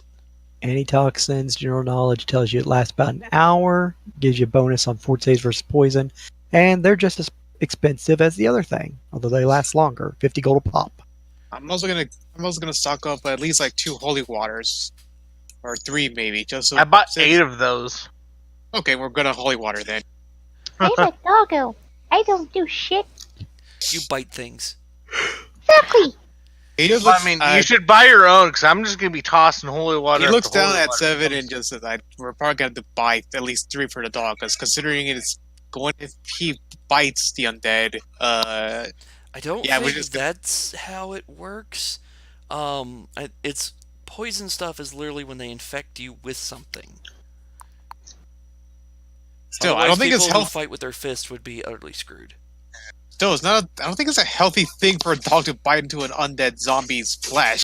As long as Well, they don't eat obviously it. you haven't met Seven. Also, yeah, don't underestimate 7. I've been working with 7 for a little while. Think of it this way. There's a reason 7 is smarter than the rest. What she said. She would like snap and point at her. Oh, don't worry. In the coming days, I'll have a few more surprises for you. I will be most grateful to see them. Yeah, it might screw with your head a little, but it'll be interesting. As for weapons, I'm pretty much good with my weapon. The fact is, I'm pretty much good with my mind weapon. Yes, the only thing we'll have to worry about is some creatures are resistant to different things, and some are just harder to hit than others, so we're going to have to be prepared for a variety of things. That's just nuts. So I would recommend we spread out, get what we need. Anything you The think? one thing before, Hmm? that I asked, blunt weapons would be better than slashing, correct? Depends on the creature. So not all Some things skeletons are would the be more same? resistant to blunt, some are more resistant to slashing, some more against piercing. It depends on the thing. Knowledge religion, and also unsure what kind of undead are on the island or other creatures. So switching doesn't really help. If you have multiple, you can cover multiple areas. I mean, should I buy a mace just in case? Probably wouldn't hurt. Mace or club, either one. Club is Yeah. probably You're a poet cheaper and you didn't know it. Sorry. So a mace or a Alright. club, something of that sort. Having a Just, backup weapon, not a bad idea. Backup blunt weapon, not a bad idea. Club would probably be better because it can also double as a fire source. Okay. Because you could, like, technically just soak the end of it in oil or wrap it and have an improvised torch. And I believe they're 1d6, right? Add a character, they're both a d6 damage. Club is cheaper. They're shit. Sam recommends the club because it has more versatility and uses. Okay. Have to go out of town to probably get one or something, or actually pay for it compared to its usual freebie price. Even then, if Well, you aren't pay they only for it, like it's probably 5 like gold, a silver. though? A silver? Yeah, I'll Would that just buy probably be one right, at town. Michael? A silver for a club? Sure, yeah. Okay. And quarterstaffs are usually free, aren't they? Yet Well, you have to again, You have if to go you down a have tree, found man. one. You're buying Otherwise, something buying in in town would nothing's probably cost about 2 silver or something to get appropriate shaped and prepared pole that you could use as a staff. free. Yep. So I was just gonna go and buy. I'm just gonna go off to buy some vials of anti-poison. At least, let's see. Everyone should buy their own antitoxin vials. Sam's we're gonna have to cover for 7, and he's also gonna buy himself in probably 3 or 4 flasks of holy water. Alright, and Michael, I'm going to send you the shopping list.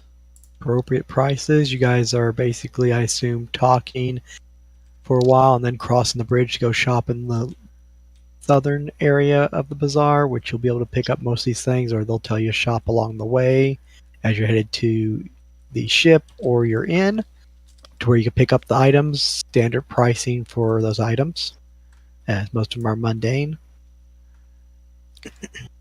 Yeah. All right.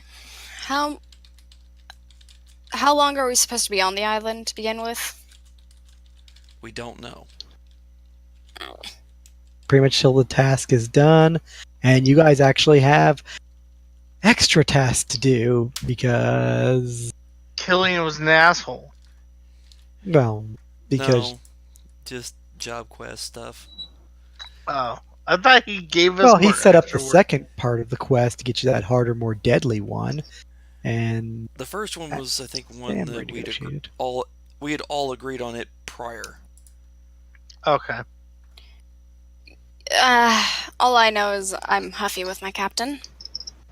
I swear to God, if Killian signed us all up for it, and then he's not there and we all die and he's the only one left, I'm gonna be pissed.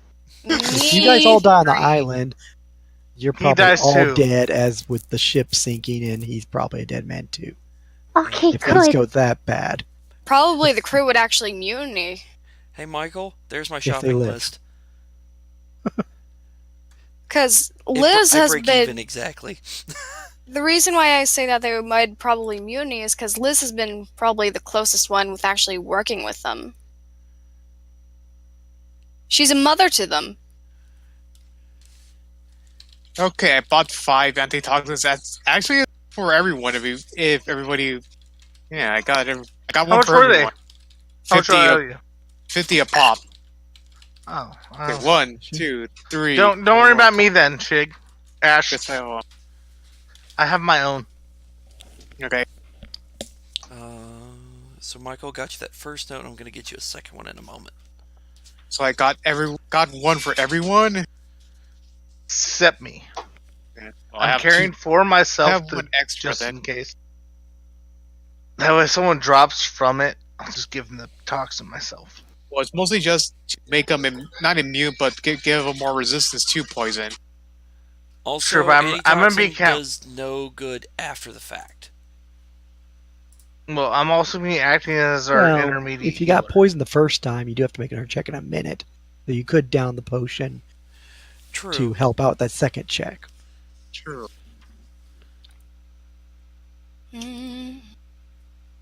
Though it has diminished value. But then again, you don't always know you're going to get poisoned or find a monster and have a chance to, okay, it's coming at me to kill me. Let me reach into my bag, pull it out, and drink it. Okay, now I'm ready to fight. Yeah. I forget how much gold do I have. Do. I gotta load up. Might this book 'cause I help forgot. if my character sheet was accurate. But let me rephrase that. Good. Why do you hate me? Oh, this is fun. This is completely fun. Lost the info. No, it wouldn't load. Oh, that sucks. Says I got disconnected. This is stupid. It's faster to upload Microsoft Paint than it is to open the just picture viewer program. Mm-hmm. I think the reason why it's easier to open up Microsoft Paint is because they don't think anyone would actually open it.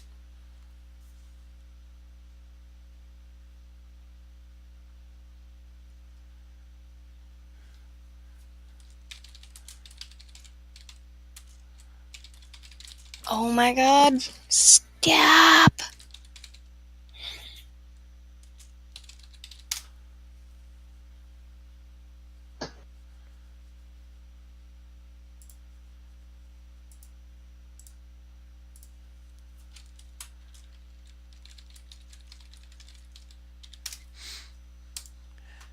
Yay, Michael, this is what happens when I actually read what the spells are.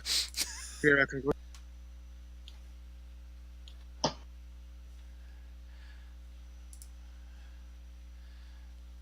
All good. Because I'm assuming that spell will work for crafting the item. Because it says it can take 10 for the check, which automatically meets the DC 14 because it's a 10 plus 4. And then it will take 5 weeks to make it, which the trip out, the trip there, while we're there, and trip back will cover the 5-week time frame.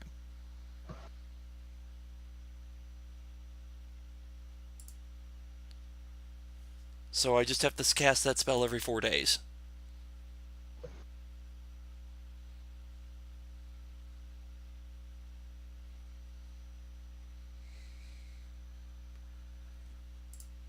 Did you already make the shifting clasp? No, that one's in process. I'm going to be crafting multiple things at once. I'm just having Michael verify a ruling to make sure I'm actually doing what is possible and not. If I remember correctly, though, didn't the shifting clasps essentially say that you can't work on anything else except for that?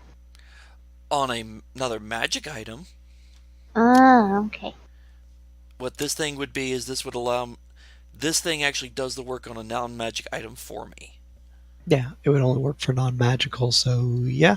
Since it's a DC 14 pottery check, You just have to make scrolls or buy scrolls of it to make it doable. it's an artificer spell. I'm back. Second level, do you have access already to second level spells? Yep. Okay. I can do 3 of them per day. Which technically means I can pop 3 of them as we're going, and all 3 of them work on the same item. 3 people couldn't really work on the same item, they'd just be doing assistance, so that'd be applying a bonus to it. That's a plus do they have the 2. They can automatically intelligence? take 10, which gives him a 18 on a DC 14. Are they intelligent enough to do that? If I command them, yes. Don't know if they It's have. Unseen Servant, except as a crafter. I mean, one's sufficient, so you're just having to make some metal working for you, so long as it doesn't require like a forge or anything crazy, because No, it's fire and ship don't work. It's I think pottery. Istella would be upset with that. It's my ship. Don't burn it down. We Don't fire worry, I holes made it through your ship. fireproof in that spot. It won't burn. Yeah, we No, it's wood. What do you expect? It's we fireproof. fire- We I can fixed it. enchant it. fire holes through your ship. You guys can shell out the money and do so. You can tweak out that ship as much as you want. Pimp my ship. You will not ruin my ship. Pimp out her ride is what we're doing. And I am slowly and internally dying because of you. I'd have to look up the rules for assisting on a craft check, Michael, but I think it's doable. So I should be able, in theory, to cast 3 of them. 2 of them assist. They take the 10. They automatically get the 15 or the DC 10 necessary, and they can do it. I think.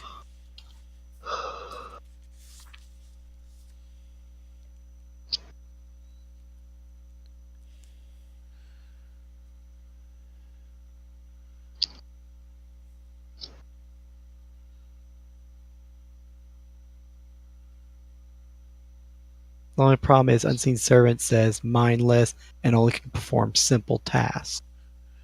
True. So I'm not sure if they're intelligent enough to, help hold the item and do this in conjunction with someone else already moving it. They could actually be detrimental in that case. It can be assigned any one task that can be accomplished with the use of a craft skill. If you do 8 another, you do the roll for based off the skill, right? You have to have the ranks or appropriate to use, yes. So it's, then yeah, it could. Can be assigned any one task that can be accomplished by the use of the craft skill. Appropriate tools and materials must be provided.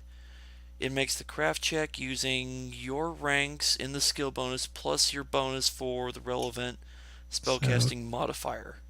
Task in this case would be assist me with this. Yeah. It Or still assist requires the to make a other. craft check.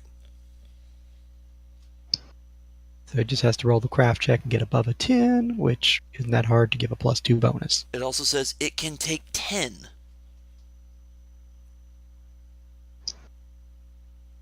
The unseen crafter can take 10 or attempt to work more quickly. But this must be part of the command given to it when the spell is cast. Mm-hmm. Okay, I don't see any fault in it. Alright. Then that will actually can process it faster.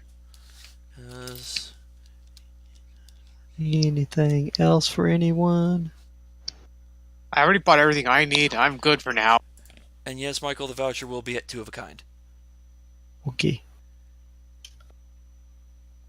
And yes, I want the bard one just because, while it says the duration won't matter because I'm casting it using the scroll to make the item, which burning a spell through a consumable to craft a magic item says you have to craft it, funnel said thing into it each day required to craft it.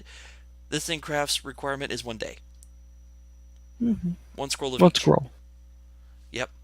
That's why I was wanting the bard one, because the bard one is cheaper. Wizard one's more available. The bard one, it's a little bit harder to come, but is doable. Yeah. Bards being cheap? That's something I've heard. No? Well, Rain? it's a bard level, 2nd level spell for bard or 3rd level for wizard. There's a 225 gold value difference. Oh, damn. Yeah, I'll take the cheaper one, thank you. Maybe I should get it next time. Okay. That's just for 2nd level scroll versus 3rd level scroll. True. All right. Anything Bless else you. anyone needs to do? I already bought my shit. Mm-hmm. Not that I'm aware of. I'm broke AF though. Unless we get a sudden influx of money from something, I think that's it. Imagine that any last minute things can be handled before you guys set sail. Next game session, we will pretty much finish up with you guys. I imagine doing your shopping till late evening as the sun starts to go down and you head back to the ship to sleep or back to your rooms at the inn to rest up. And at which point, when Sam gets into her room, she's told by the doorman, "Oh, welcome back, and you got your puppies with you again. Oh, your friend's waiting for you upstairs." Thank you. At which point, you'll go up there and you will open the door.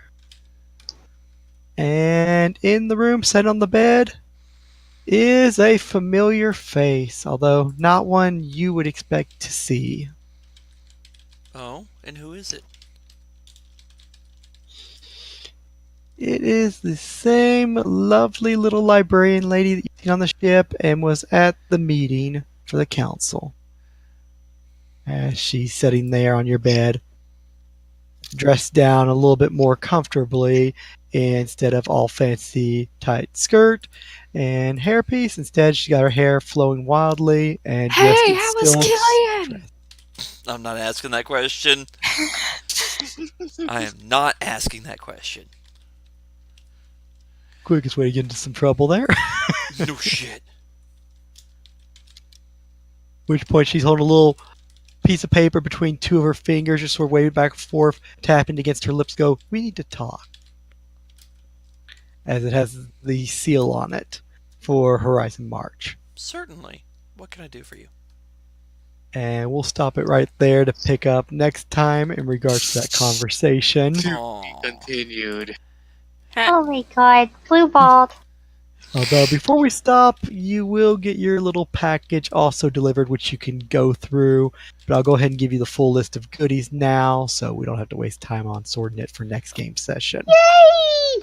As your crate will be in your room, and your package payout from joining Horizon March will consist of the following for Sam: 3 potions of Cure Light Wounds, 2 potions of Endure Elements, Hold on. Potion of Endure Elements. 2 of those? 2, Okay. 5 Blessed Bandages. Ooh. What's that do? That's from Magic Item Compendium, page 152. When you use it, you automatically succeed the heal check to stabilize somebody. Nice. Super dirt cheap and helps let your friend not die. Yep. Next up, you'll get a skill shard of survival. Magic Item Compendium 185. The regular type, not the greater. You said it was just skill swords, so I'm assuming it's the basic. Mm-hmm. Then you also get an ever full mug. Magic Item Compendium 160. And then you will get a pair of boots of landing. Magic Item Compendium 77. And then you also get a nice little talisman of the disc. Magic Item Compendium 188. And on top of that, you'll also get 20 gold pieces. Alright. Talisman of the Disc. That one I don't remember. Lets you do the little floating disc to carry items. Oh.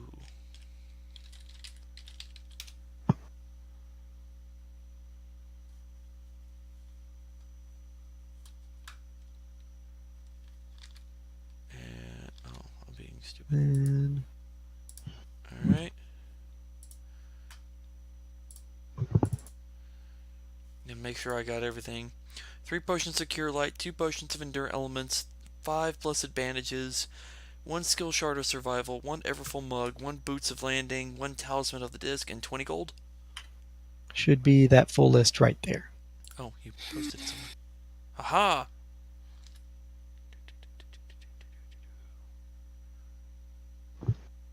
Yep. And that way, that lets you sort through that and decide what you want to do as you get your little care package, much like how the rest of the group did. And we will call it a stopping point right here to give you guys time to think of anything you forgot, be able to make any decisions that the party needs to discuss before setting sail or during their nice long trip, as you'll have a long time on the open seas to be able to chit chat, plan, and do other things. So role play opportunities. Otherwise, we'll just fast forward past the high seas and on to the island of infinite fun with your 2 missions. I'm honestly worried about what would people do on the ship. Oh, I'm going to be busy. Lots and lots of sunbathing. Yo ass gonna be busy for some of it too. Okay, fine. Crafting and sunbathing. That wasn't. I'm gonna be trying to get my fishing skill up. That sounds like the like the fucking synopsis for some sort of dang it, some vacationing terrible idea thing. Fish equal free food. Okay, that's how my character looks at it. You can fish for free. You can fish for free food. All right, That's Just gotta have bait and a fishing rod and a hook. And just roll survival. Hey, Oh, fishing. and Apparently, net. Seven's popular, so he might as well act like one. Like a fish? Like a celebrity. Oh, And like get in the suntan. You're not that famous. Why do I imagine Seven wearing sunglasses all of a sudden? I wear my sunglasses at night so I can I mean, he would. I mean, don't make me make them. I could.